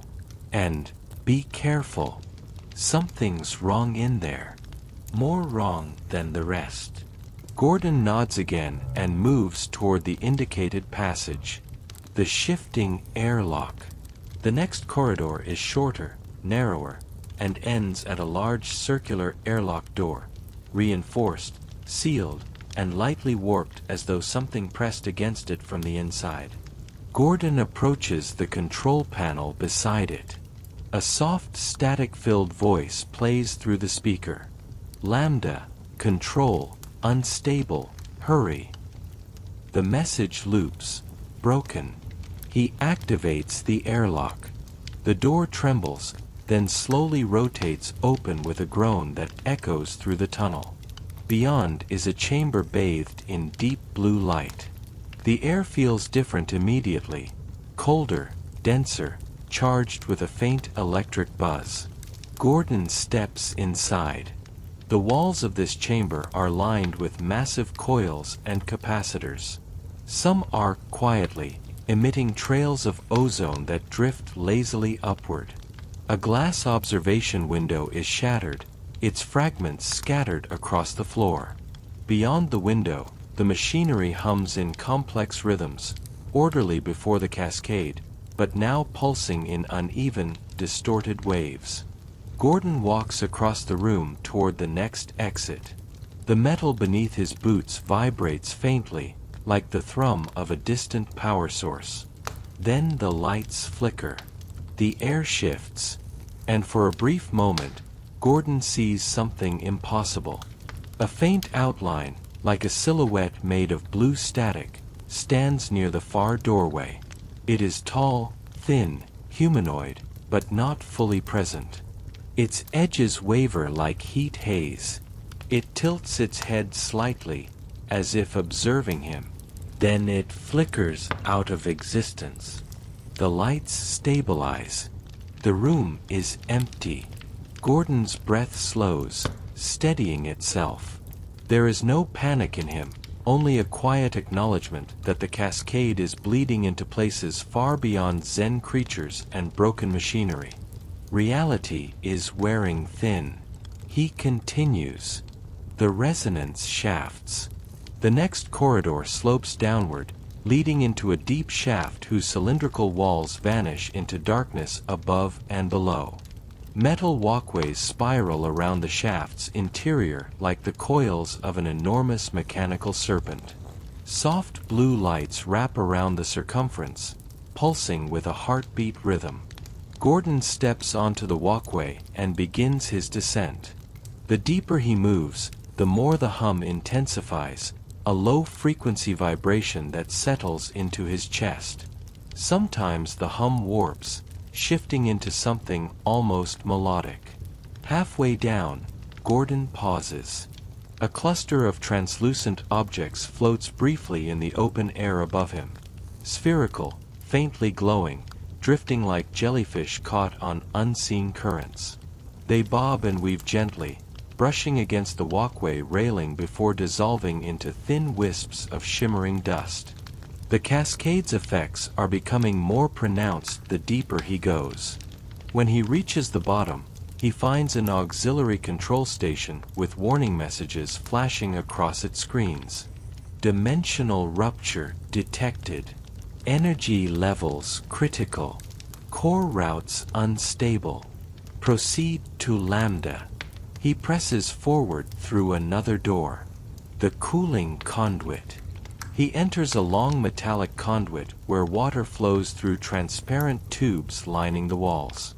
The water pulses in rhythmic beats, almost breathing.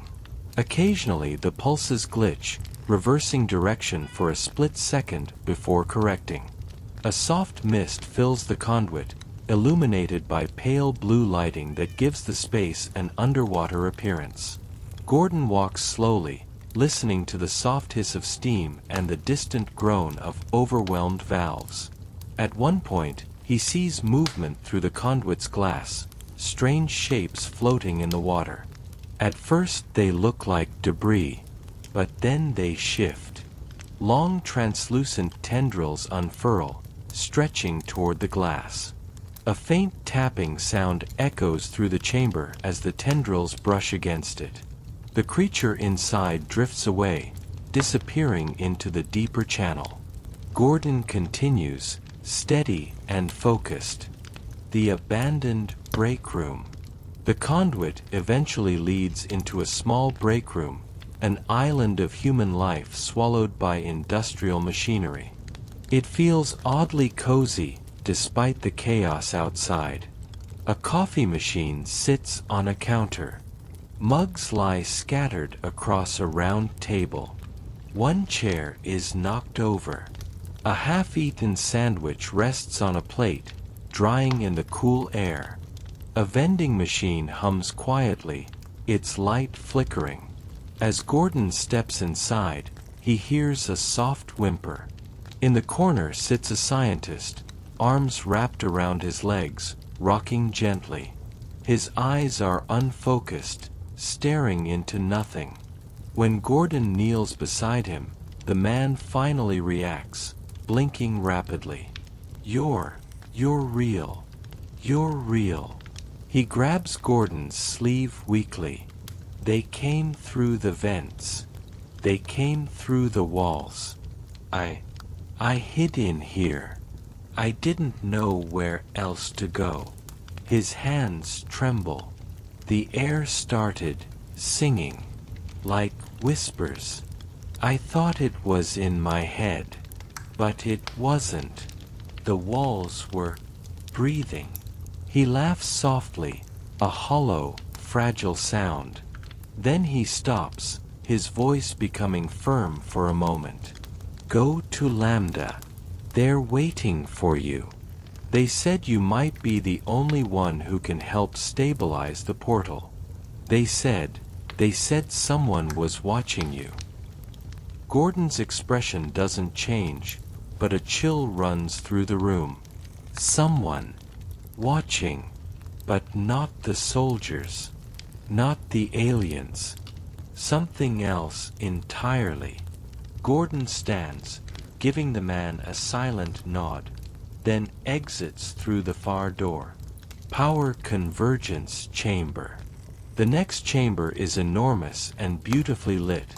Columns of orange and blue energy arc between towering pillars as if the room were a forge for lightning itself. The energy pulses slowly, giving the chamber a dreamlike quality. Gordon walks along a suspended walkway, feeling static in the air lifting the short hairs along his arms beneath the suit. The energy arcs below swirl together in patterns too organized to be random, yet too chaotic to be designed. It feels like a visual representation of the cascade itself, an accidental beauty born of failure. He reaches the far exit. A large sign stenciled onto the wall reads, Lambda Complex Access. Authorized personnel only. Under it, someone has scribbled with a marker, Survivors this way. Hurry. Gordon steps toward the doorway. The last descent to Lambda. The next passage slopes downward gently. The lights grow dimmer. The air grows colder. The vibrations beneath his feet deepen into a heavy rumble, like a massive engine buried far below. The walls feel tighter here, the ceiling lower, the lighting softer. Each footstep echoes quietly, carrying forward into the dark. Ahead, he sees a set of doors, tall, reinforced, marked with the Lambda symbol. The promise of answers. The heart of the surviving research teams.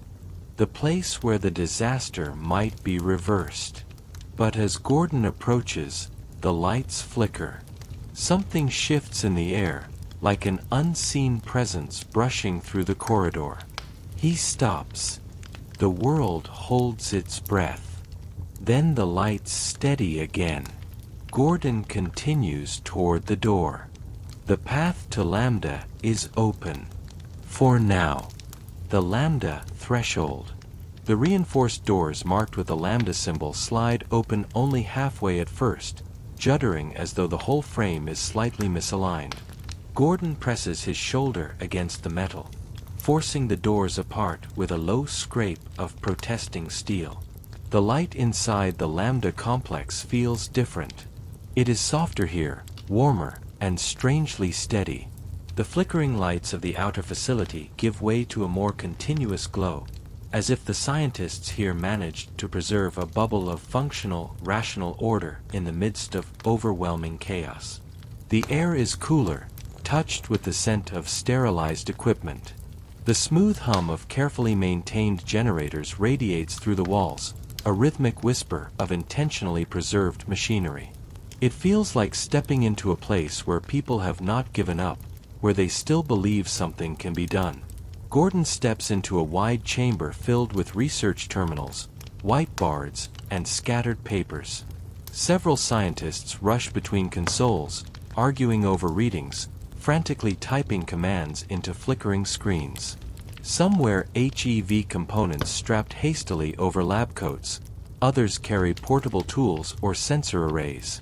When they see Gordon, a ripple passes through the group: shock, relief, recognition. One scientist hurries to him, hands shaking slightly. "Gordon Freeman. At last. We were worried that you'd been caught in the upper levels." Another adds, "We've been monitoring the situation. It's worse than we feared.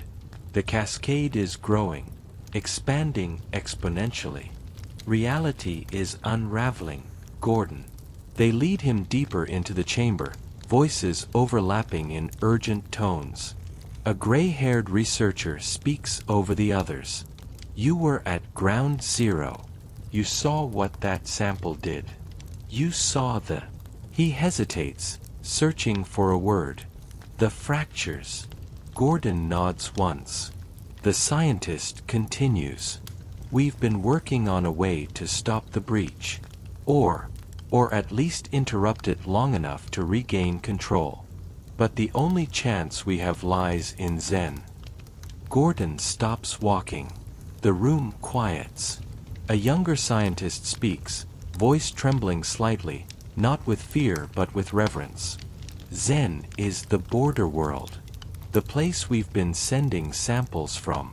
The place we accidentally connected to during the experiment.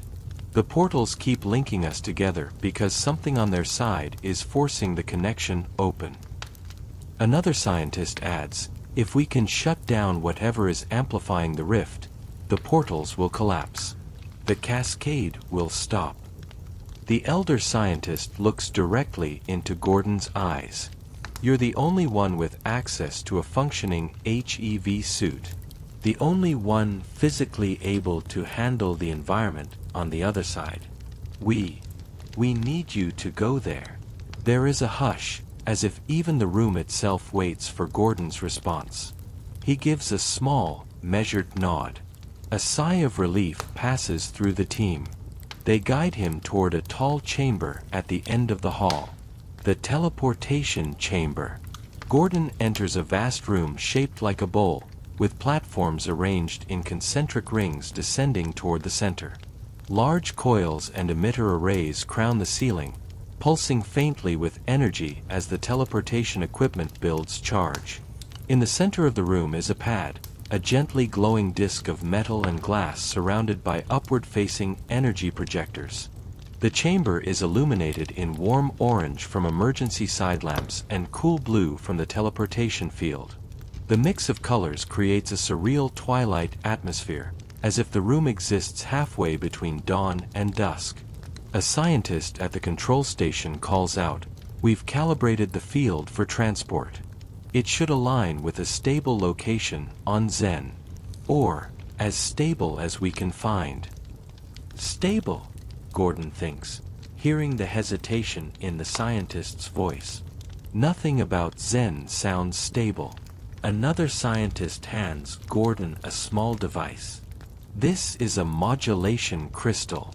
If you can find the source of the interference on the other side and attach this to it, the resonance should collapse the field. We'll take care of stabilizing the aftermath on our end. Gordon pockets the device. A final scientist speaks softly, almost reverently. Good luck, Freeman. We'll be waiting. The teleportation pad hums louder, building momentum. Energy arcs dance between the coils overhead. A gentle breeze forms, pulling toward the center of the chamber as though the room itself inhales. Gordon steps onto the pad. His heartbeat steadies. His breath slows. A faint tingling crawls up his arms as the suit senses the active field.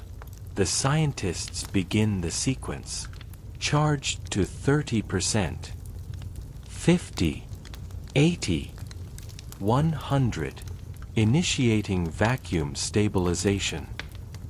A brilliant column of blue-white light erupts around Gordon, lifting him slightly off the ground. The air grows thin. The world stretches. Colors distort. The floor seems to fall away, becoming distant. His body feels weightless, then impossibly heavy, then weightless again. And then, everything dissolves into light. Transition. There is no sound, no gravity, no sense of direction. Gordon floats in a space filled with nothing and everything at once. Shapes drift past him, shapes that look like memories of geometry, half-formed outlines of landscapes. Colors ripple like fluid sent through a prism. For a moment, he sees multiple realities superimposed like thin sheets of paper. A faint figure stands in the distance, tall, slender, holding a briefcase. Before Gordon can focus on it, the shape fades away. A soft hum surrounds him, like the resonance of a massive tuning fork vibrating through cosmic infinity. Then, a sudden pull, a downward sensation, and the world reappears. Arrival in Zen. Gordon lands gently on a floating platform of smooth, blue stone that glows faintly beneath his boots. The surface is cool to the touch and faintly elastic, like polished crystal layered over living tissue. He is standing on Zen. The sky, or what passes for a sky, hangs in a swirling gray-violet gradient, streaked with drifting particles of luminescent dust. Massive rock formations float in slow, silent orbits, interconnected by writhing tentacles of alien flora.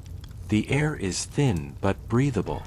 It tastes faintly metallic, with an undercurrent of something floral, as if the surrounding plants exhale a strange perfume.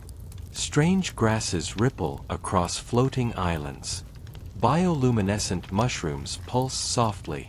Glowing vines sway with no wind. The world hums, alive, resonant, aware. Gordon takes a slow step forward. Immediately, a strange sensation washes over him. Not danger, not fear. Recognition. As if the place remembers him, even though he has never been here. Zen's edge. He walks toward the cliff edge, overlooking a vast expanse of floating islands connected by thin stone bridges that twist and curl like natural spiral staircases. Below him is a bottomless void, not darkness, but an otherworldly mist that swirls with faint light.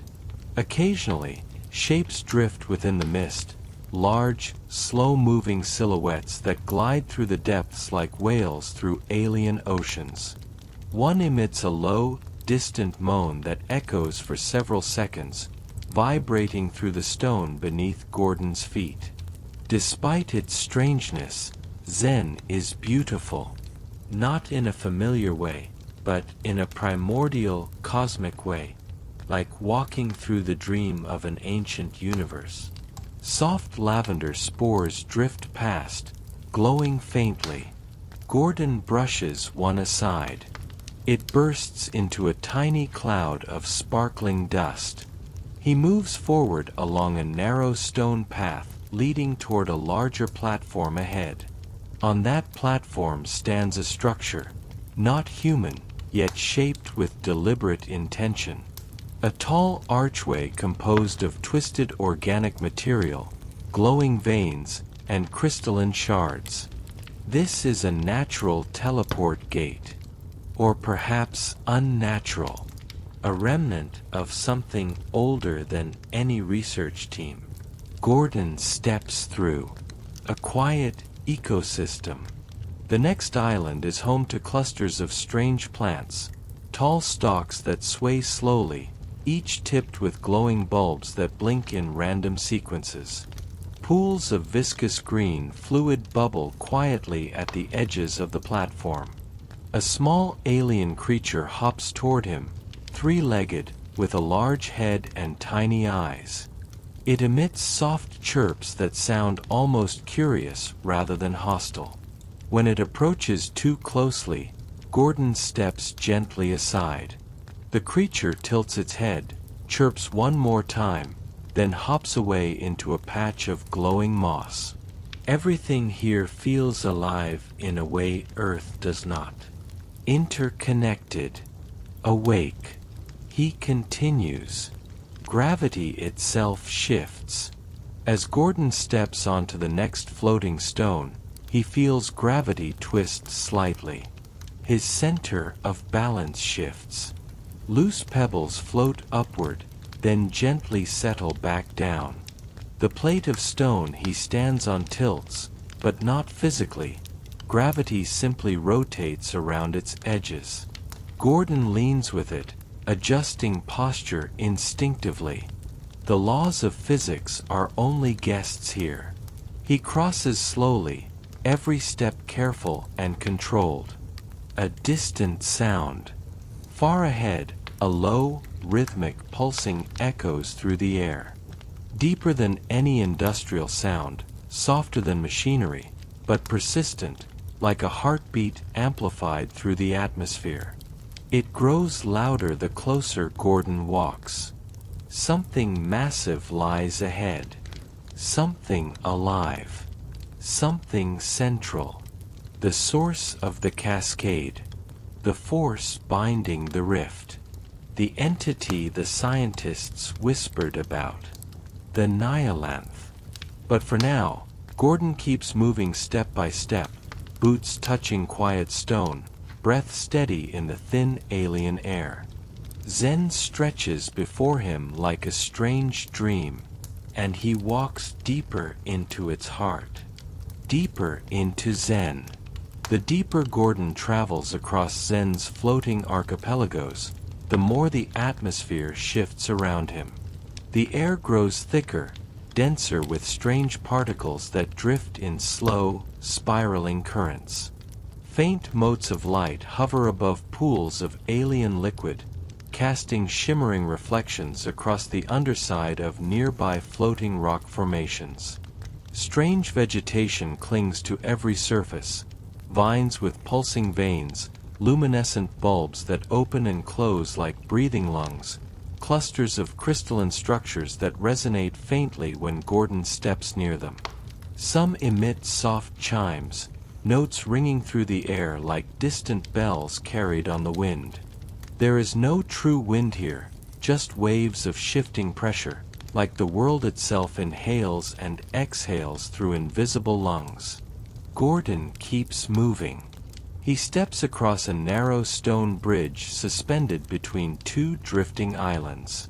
The bridge twists slightly underfoot, reacting to some unseen gravitational sway. Below, the violet void churns with drifting shadows, large creatures moving slowly in the abyss, their forms indistinct but massive, ancient, and strangely gentle.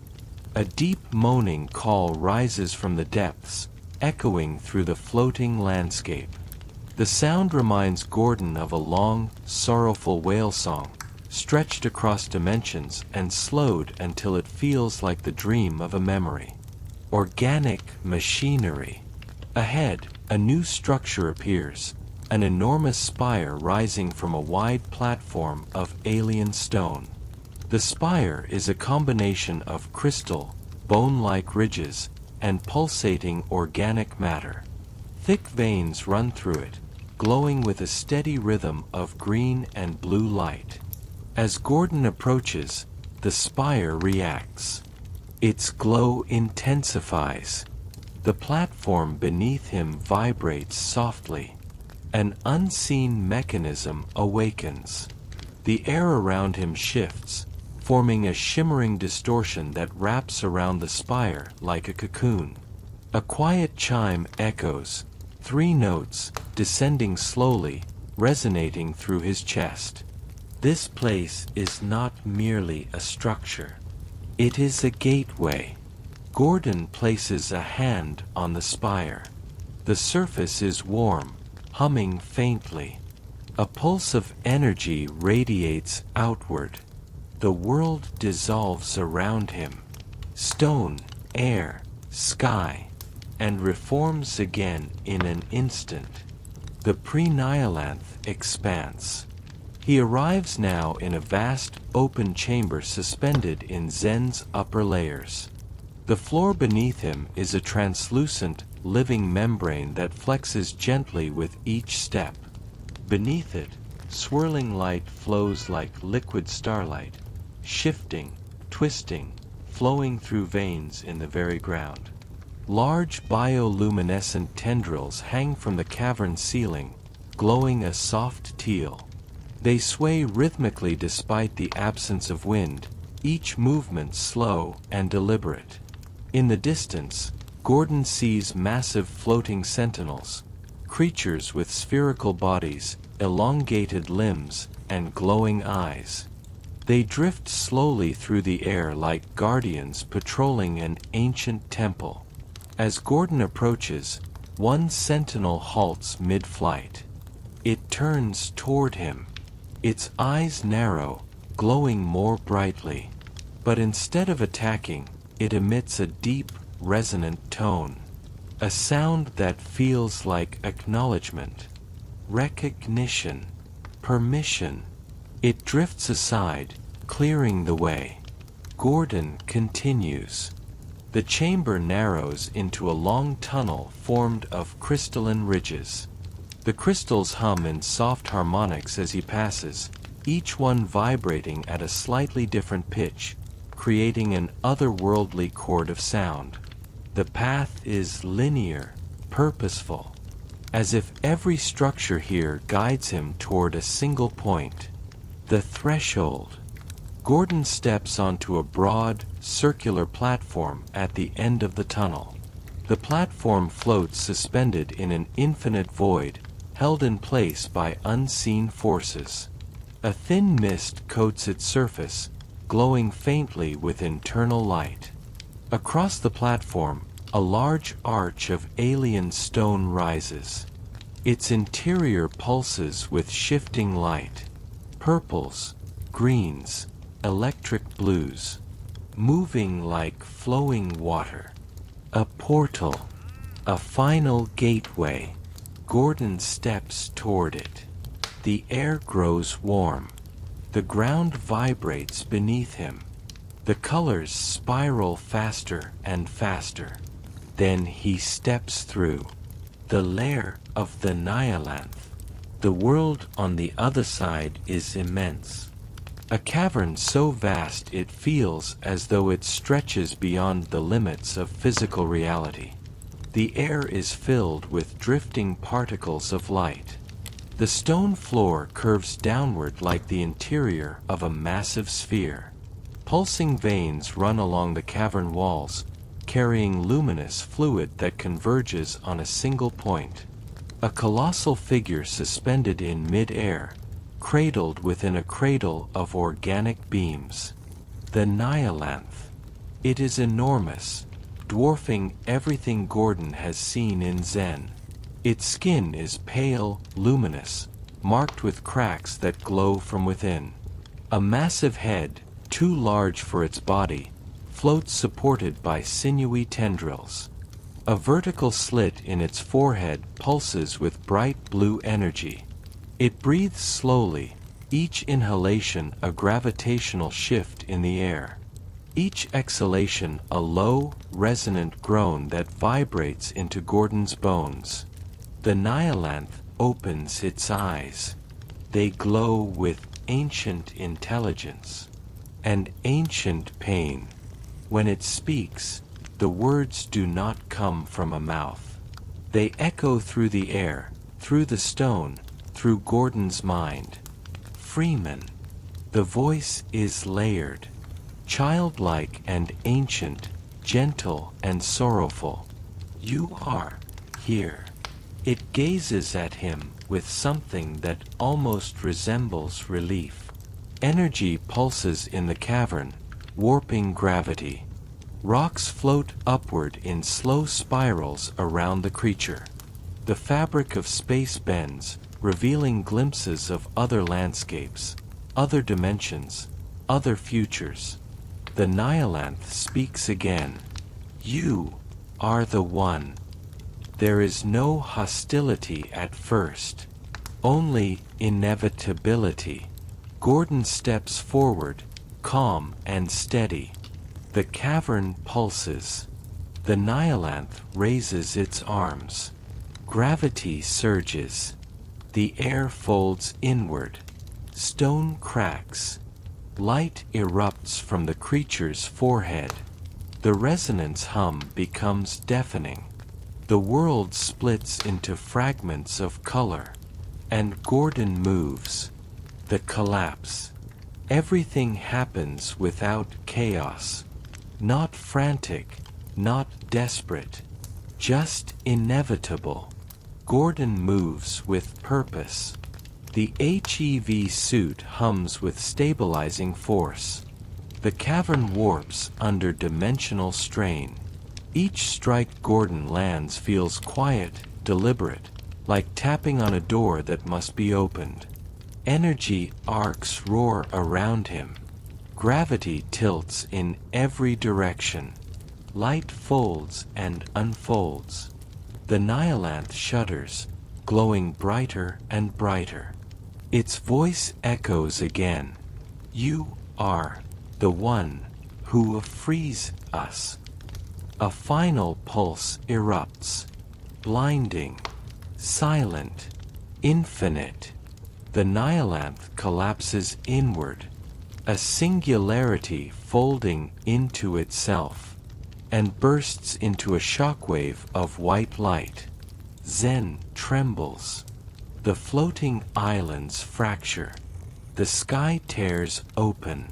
Gordon is lifted into the air, weightless, falling without falling, floating within a void of pure white. The G-Man corridor. When the light fades, Gordon is no longer in Zen. He stands in a long, perfectly polished corridor. The floor reflects like glass. The walls are metal, smooth and clean. The air is sterile and cool. Soft white lights illuminate the corridor without shadows. This place is nowhere in Black Mesa. Nowhere on Zen. Nowhere on Earth. It feels like a place between places. At the far end of the corridor stands a familiar figure. A man in a crisp suit, holding a briefcase. His posture is relaxed, his expression unreadable. He adjusts his tie calmly. When he speaks, his voice is soft, almost lullaby-like. Wisely done, Mr. Freeman. The sound echoes gently through the corridor, stretching time itself. I must say, you have awakened considerable interest. He walks toward Gordon slowly, footsteps quiet and rhythmic. You have survived against all odds. You have impressed. A faint smile touches his lips. It is time to consider our next move. He gestures, and the corridor shifts. The walls ripple softly as though made of water. Behind him, a door appears. A door that was not there before, opening into a soft void filled with gentle swirling mist. I offer you employment. His voice grows quieter, smoother, almost soothing. Please follow me. The world dims at the edges, softens, quietens. Gordon's vision fades, not in fear, but in gentle surrender, as if drifting into sleep.